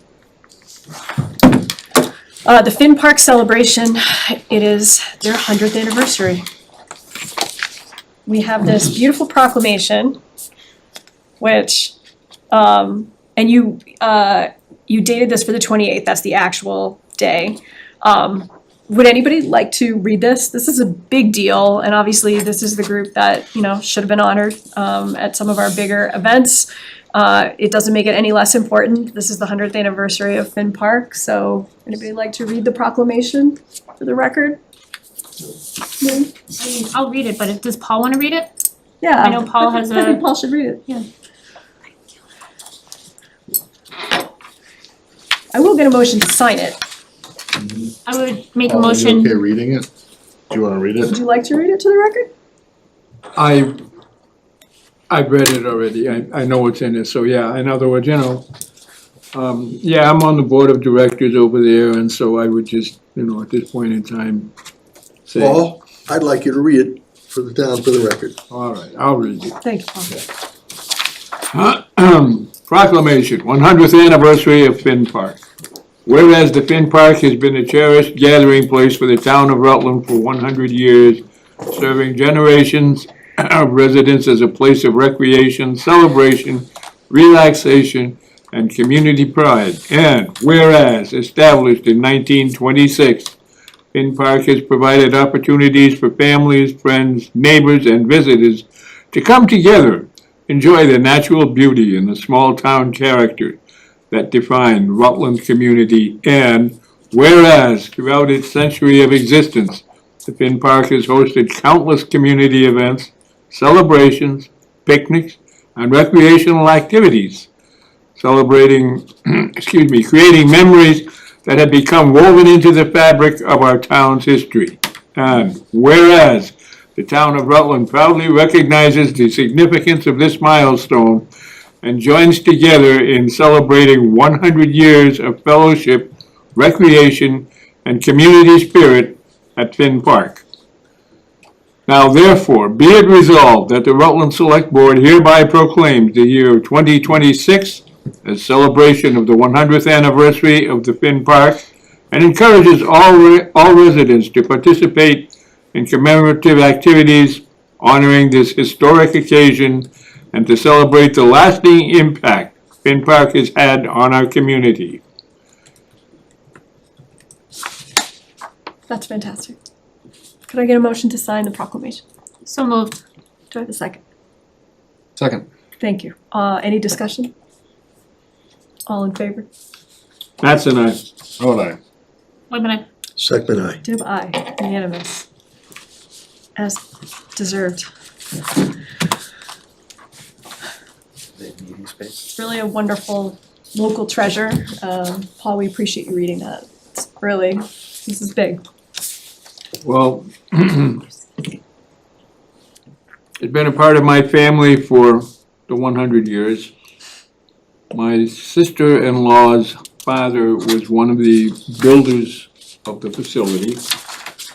And so, you know, it's just been something that's been there, and back when there was probably a group of about 12 of us who went dancing there on Saturday nights, all the Scandinavian dances and this sort of thing. And so, you know, it's something that's just kind of a part of our life, and this is what it is. And so, you know, of the dozen kids that were there, some of them have married each other, some of them have married others, and so on and so forth, and they're scattered pretty much around the country. So, you know, the last time we got together really was totally by accident, and that was at FinFest way back in 1976, I believe it was, up in Southern Maine University.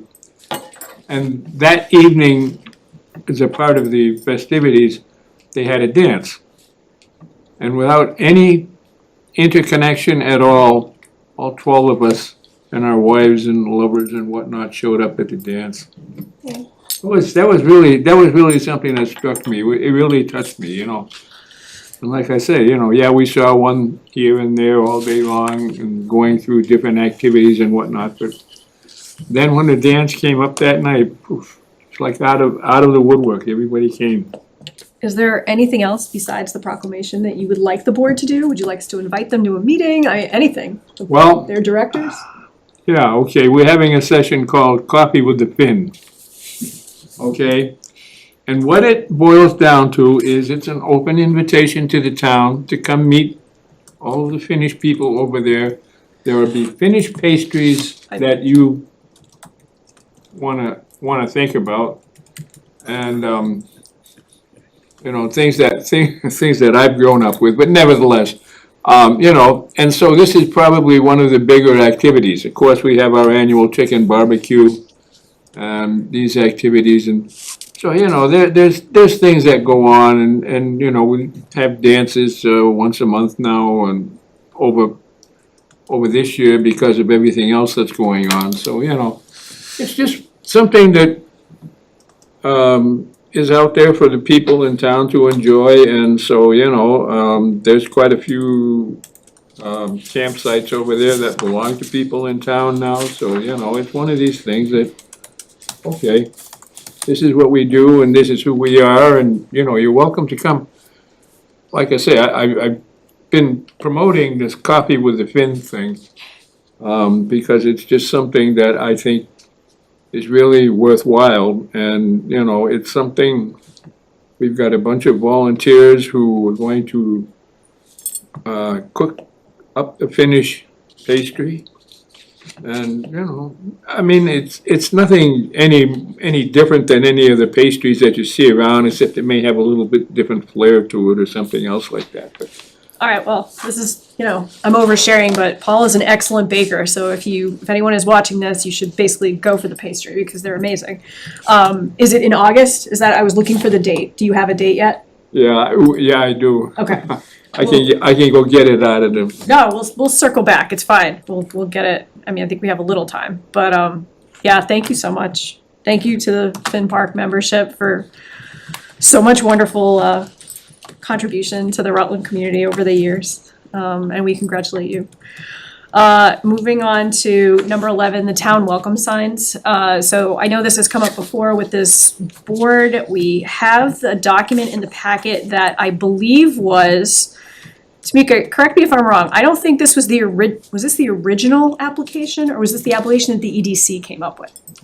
So if I may, we could not find what was used back in 2019 when this originally came about. Okay. So the board, in collaboration with our office, had drafted this application and this policy. With the that EDC? The board did it. The Oh. board was comfortable with it and then passed it on to the EDC for comment, and then it was at that point Okay. that it kind of trickled off.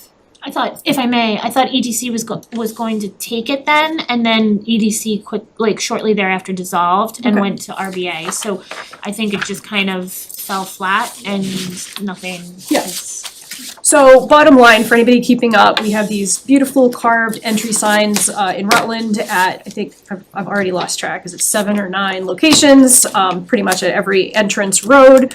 And the sponsorship was meant to cover the cost of the sign and included your own business sign at the bottom.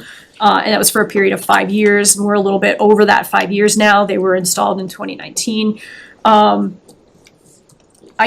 did speak with a former member of the EDC, and I will say it seems as if there is a bit of a Venn diagram here. So some of the businesses that bought signs back then are no longer in business.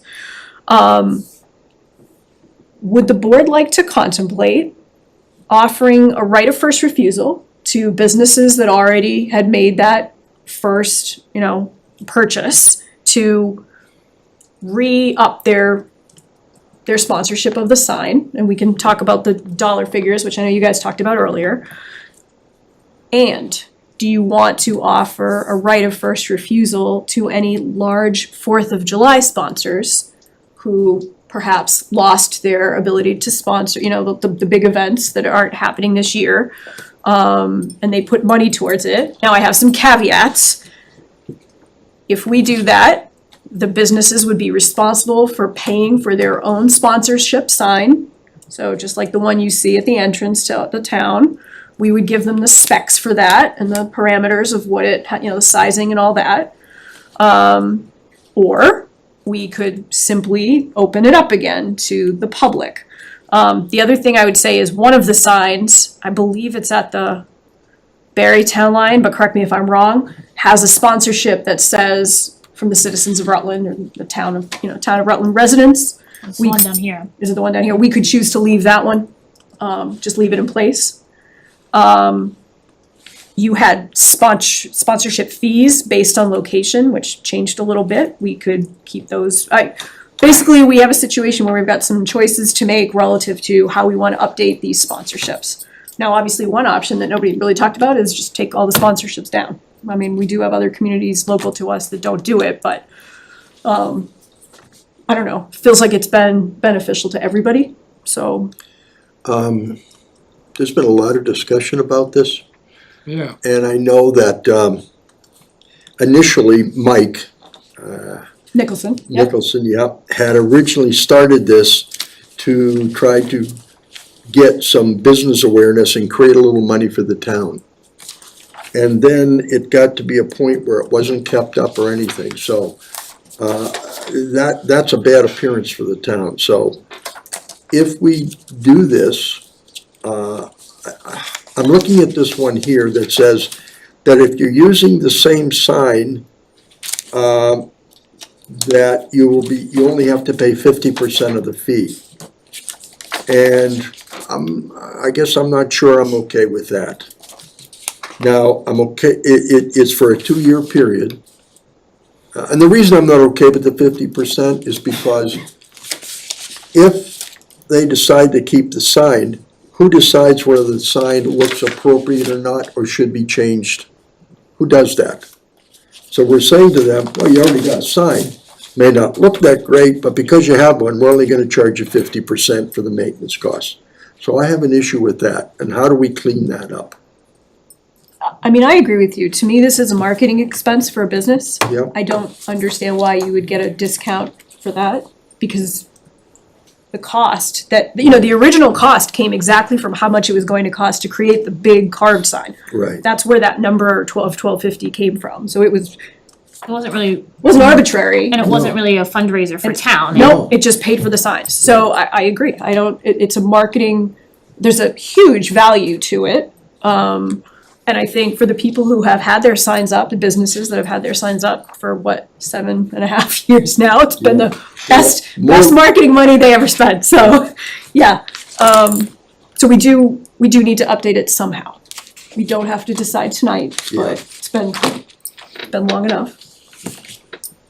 And also, I think the one at near Hubbardston, near Pout and Trout, has a ROTC sign on that went up with no approval or anything.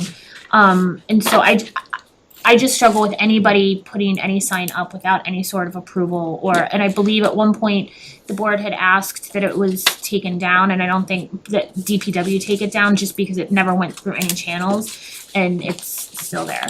So why don't we ask the local ROTC office to come and get it? They must know that.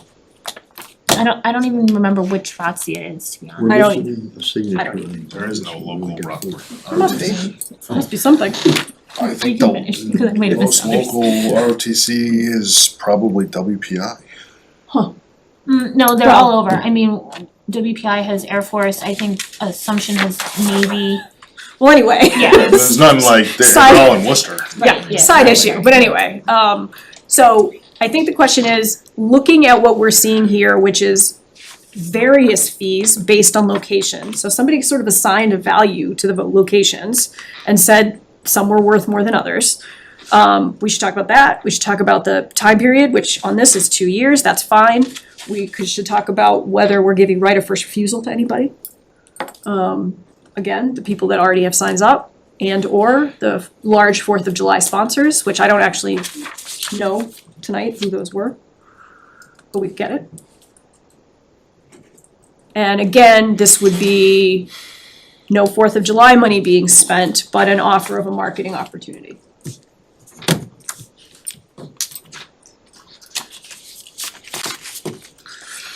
Sheila, Yes. just a heads Thank up. you. No, this is totally unrelated. Oh. Back on the Finn Park proclamation, Liam made a motion, but we never seconded it and voted on it. Oh my goodness, So if because you I could got just- sidetracked by the Finn Park. Sorry. We'll go back, thank Second. you. Hold on one second, we'll finish this and then we'll go back. Okay. And Sheila, just to add, some of the things that are in the policy were based on feedback that we got from the ADC. Great. Some of those members who are local business owners, and so they had, I believe it was their proposal to not have to pay full price for a sign if they already had an existing one, I mean, as well as assigning different values to different okay, locations in town. Yep. Cause I guess there was some frustration the first time around that the businesses weren't given a choice, so some folks got better viewing than others did. oh, So this was in an effort to kind of essentially say if you were willing to pay more, then you got a more visible location than another. okay. I mean, clearly a lot of thought was put into this, and we don't have to change a thing. Other than the signs themselves, which are outdated. I mean, I don't necessarily, like, I get the idea of having a sign and only paying 50%, but that means that the town's paying the other 50% and we can't afford that, right? No, we're not paying anything. There's no outlay of money on the town's part for this. We are offering sponsorships on Yeah. existing signs the company that would sponsor would Oh, pay for the marketing opportunity, would pay for their own sign if they didn't already have one. And we would have, as noted in the policy, approval over sign design before it goes up. And I think one of the, and I don't remember if it's in this policy, because this was some of the conversation around why it was kicked back to EDC, was what's happening to the money that is collected. Obviously, some of it would be, if they're providing their own sign, then it wouldn't be. I think the intent was originally for any maintenance and upkeep around the signs or of the signs that needed anything. And knowing that now they're 7 years old, they may need some, so, I don't know. But I think that that was one of the big questions that came from EDC, is where the money was going and what it was going to be used for. They Okay. didn't necessarily want it to go into the general fund. They were hoping to be able to build a nest egg to do some like micro grants for businesses, some Okay. economic development stuff, but that wasn't feasible. And so that was, I think, a gray area that kind of put Okay. things on pause. I think that's a fair point. We should probably look into a revolving fund for that. And it would basically be self-sustaining, so if, God forbid, one of those big wooden signs needed repair. We'll see if there's an MGL that Yeah. allows for a revolving fund for that Yeah. use. Yeah, I mean, I'm not sure what else. So just as a heads up, you would have to modify your revolving fund bylaw. I know. Yeah, I mean, I'm not even sure that the MGL has a provision Yeah. for Can it be allowed as a gift account? potentially. We'll Yeah, I don't know. yeah. I know that was one of the big things, and that was one of the reasons I think that it had, Mike, do you remember that we were gonna give it back to EDC to kind of manage it, but then EDC Yeah, didn't didn't have a do way it. to do it either, Right. and Yep. Yeah, they were gonna do our own fund, it was gonna come back to us, cause I think we were gonna set it up as a nonprofit, if I remember correctly. you were looking into ways to To do it. do that, and to cover it so that we could do it, because a revolving fund wasn't gonna work. Oh, I can't remember the, Yeah, Well, I remember all the details Okay. regarding like dealing with MGL and the revolving Yeah. fund and the Right. Yeah. particulars Alright. applying to it, I think so- that Yeah. I don't have that law committed to memory, but I know that there. What? I know. The purpose of a revolving fund has to be explicitly stated within that yeah. law, and I don't know that is. Yeah, so maybe we can- gift account is the way to We can go. look into it. But either way, it's a fair question, that we're not just taking money and it's going into the ether and nobody knows where it's being spent. So to have it be a gift account and have a purpose for that gift account, in the same way 4th of July has a gift account, that makes sense. Okay, so for tonight with this was really just a first shot. Is there anything else people want answers to or want to change now?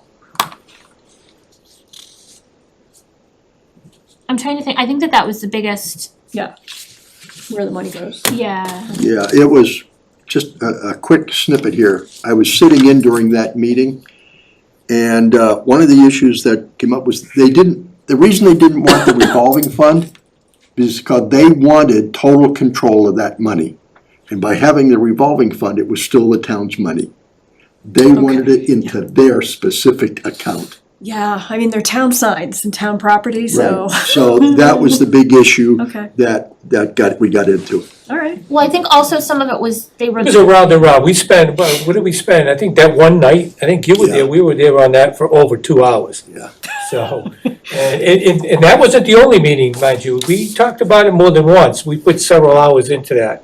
So it was a big confusing issue. Yeah, But, and like Leah said, it went to we dissolved and it went to the RBA, so it was kind of left okay. dangling. It's I think it's important. I want to deal with it. At the end of the day, it is 9 signs, so.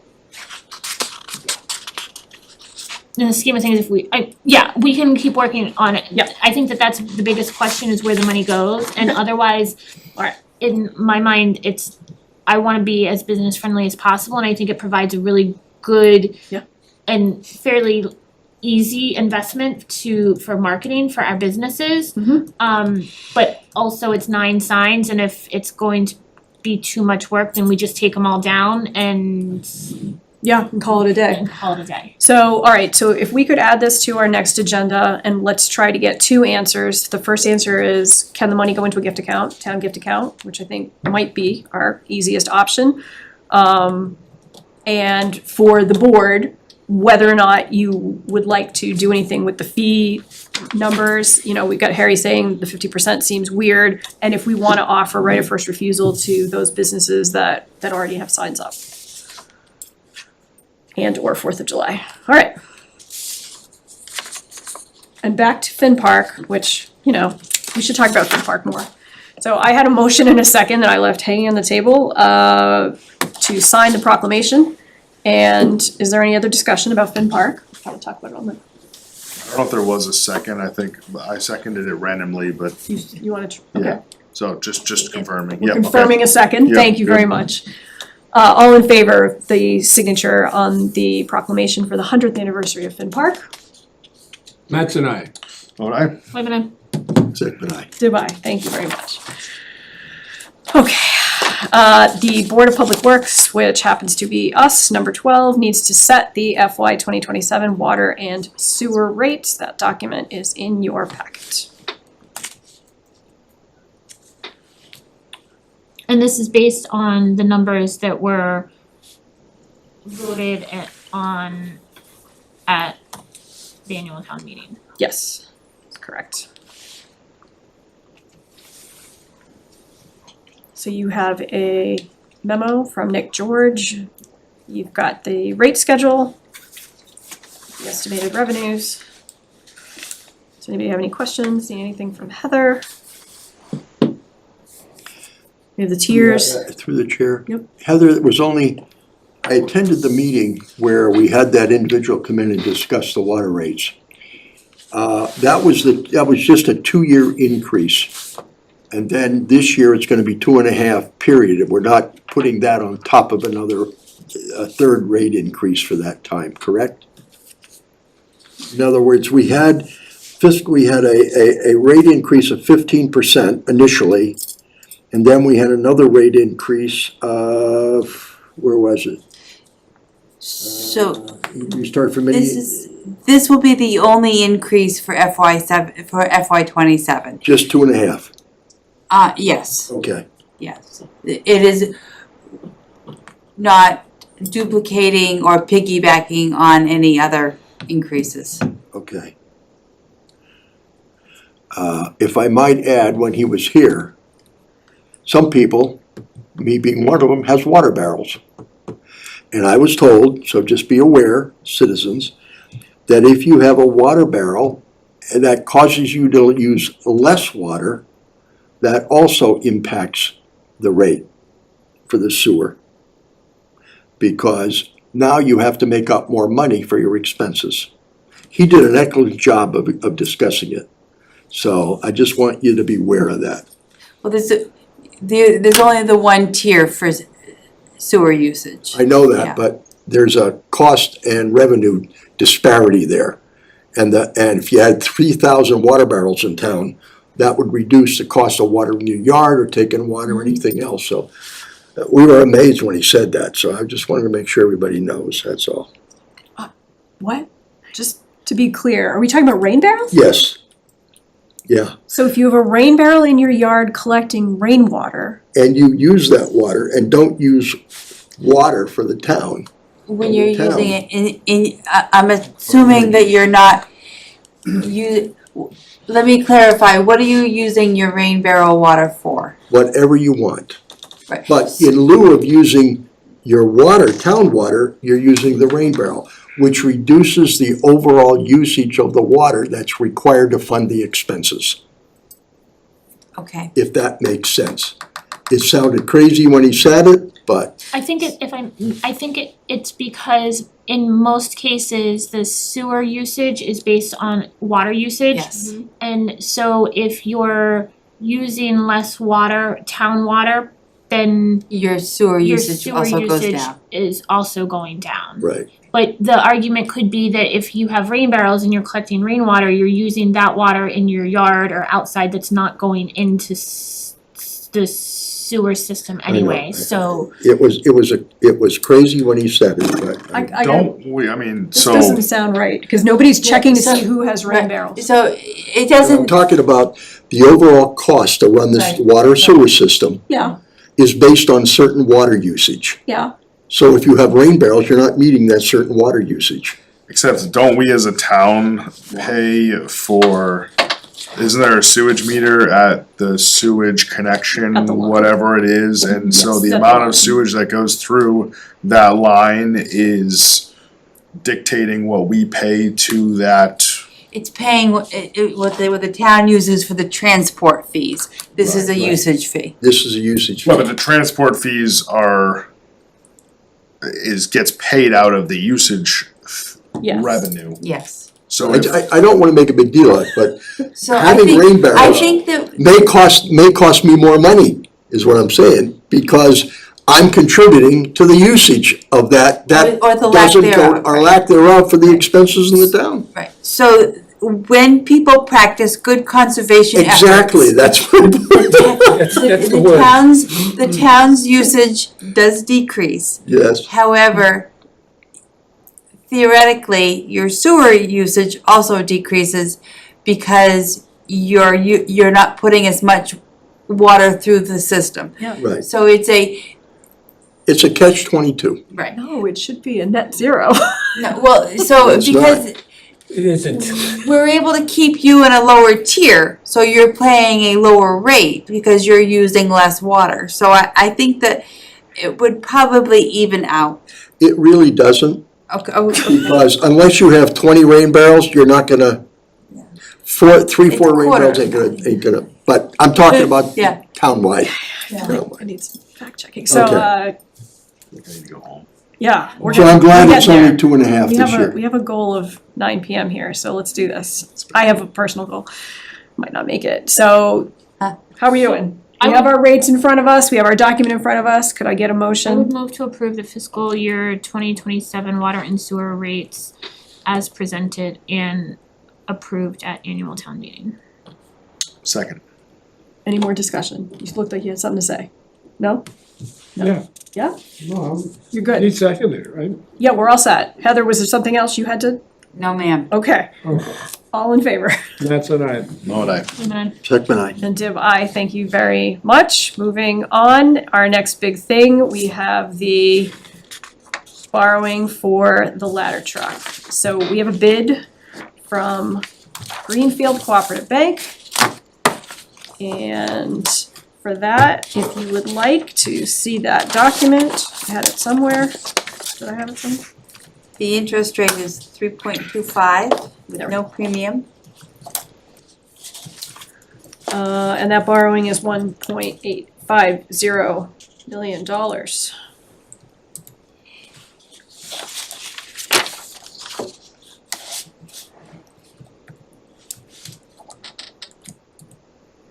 So if I could get a motion to approve the borrowing and accept the bid from Greenfield Cooperative Bank on a loan, the date of issue of July 6th, 2026, again, $1.85 million. With an interest rate of 3.250% per annum, and this is a, how long is this one? this is for a term of 1 year. So this is like a capital, Because it's a ban, it's a short term. yeah, We'll roll it Yep. to a long-term borrowing after. perfect. So moved. Do I have a second? Second. Thank you, is there any discussion? All in favor? Matt's and I, No, I. And then And Dib, aye, thank you very much. Lots of signatures required on this one, so make sure you take a look at all of the sticky notes, thank you. Last thing, and this was added a little bit late, because we just got it, it is a release of deed, that's number 14 for 91 Central Tree Road. This was presented to us by Nick George. And we have here the release of deed document that will need to be signed by all of us, and then we'll head over to the Worcester County Registry of Deeds. Could I So get a, this was a tax title property that we took that the select board voted to authorize the taking, and we then hired Paul Zikos. Nick brought forward that contract to the board. Zico's property marketed and sold this property on behalf of the town, and now we are releasing the deed to that buyer. What was the amount that was owed on that? Was that in the 70s? Yeah, we'll have a full memo and report to you once we're through this whole process of what we took the property for, what we were able to sell it for, how much of that will we be able to retain, and how much will go into escrow for the original owner. We will present you with a full document of that. Will it show on there what expenses the owner has to pay for us doing this? Or they just get Yep, cleared? so that's part of the sum of money that we will retain from this process. Okay, We definitely calculated it out to the nickel okay. to make sure that we are covered for all of our expenses. I Thank you. move to release the deed for the property at 91, sorry, I just lost my spots. 91 Central Tree Road as presented in our packet. Second. Any more discussion? All in favor? That's all right. No, and I. Lemon, Second, aye. Dib. Aye.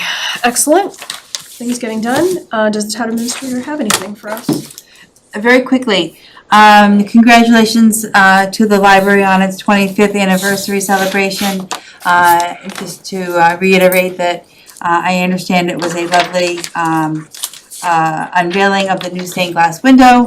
And we also want to congratulate Recreation and Safe Place on the near completion of their playground project. That transformation is still underway, but it's gonna be great. The community is very lucky to have both the library and recreation to provide those additional amenities. Also just acknowledging that CMRPC had their annual meeting 2 weeks ago, and appreciation for all the hard work that the CMRPC staff and volunteers do on behalf of Rutland and our region. A few operational updates. We had shared through the website and on social media that last week or 2 weeks ago we received a letter of resignation from our building commissioner. Our electrical inspector and the plumbing gas fitter inspector have also submitted their resignations, leaving us without staff in that department, with the exception of our administrator. Thank goodness we still have her. So we know that those resignations were a direct result of the reduction of hours to all three positions. It just simply wasn't worth their time to stay with the community, given the limited number of hours that we were able to fund them at. We have posted the positions. I actually have had a couple of applications come in. I'll be interviewing 2 candidates tomorrow, one at 8 o'clock tomorrow morning, so I'm just gonna spend the night. But I'm optimistic that we'll be able to fill those positions. But again, we ask for everybody's patience while we move through that transition. And we also say thank you very much to Harold, Dennis, and Jim for their service to the town. I didn't get the chance to work with them for very long, but I'm sure that they will be very much missed. I also want to acknowledge that tonight marks Tamika's last meeting with us. Due to the hour reduction, she has also sought employment elsewhere. And so not only are we losing her for the meetings, but we will be losing her as an employee as well. Very difficult times.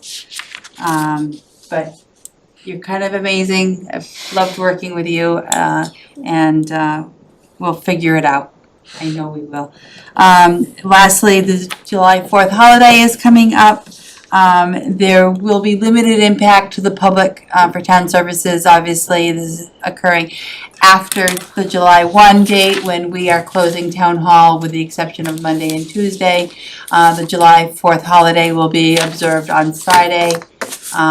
So very little impact to the public, but should anybody be looking for us, that is not a day you'll find anybody in town hall. So that's all I have, unless there's questions or concerns. No, I think, let's try to keep a log of how many people request appointments on Wednesdays and Thursdays across all town buildings to get a sense of who's needing to make special arrangements Yep. versus who's able to do the Monday, Tuesday hours, just so we can kind of keep track. Tamika, thank you so much for your service. You know, we don't talk about this a lot and everybody's, you know, still in that whole override thing, but the loss of institutional knowledge is real. So when we lose people like this, certainly department heads in the past, that institutional knowledge goes with them, and all that experience. So we wish you all the best. And we thank you for having been here. And I think a lot of people who watch online will have it be weird that you're not sitting there across on the camera. It's gonna be weird for me too. Yeah. And I would also just reiterate, you know, this is our last meeting before 4th of July, and so grateful to the 4th of July committee for all of their work, for all of the consummately community events that are still happening this coming weekend, to the Historical Society, to the Council on Aging. There's still good things happening here, even if the big giant things that bring hordes of people in from all over aren't. And we'll get back there again. So we really, we wish everybody a very safe 4th of July. And we'll be back after that. And that's it, I think. There is correspondence if you would like to waive reading. And otherwise, I would take a motion to adjourn unless there's anything else. Motion to adjourn. Second. All in favor? Matt's and I. Vote aye. Wait a minute. Second. Goodbye. Thank you very much. We did make it before 9 o'clock. Well, we started Oh, I late. got one more for you. I think I just.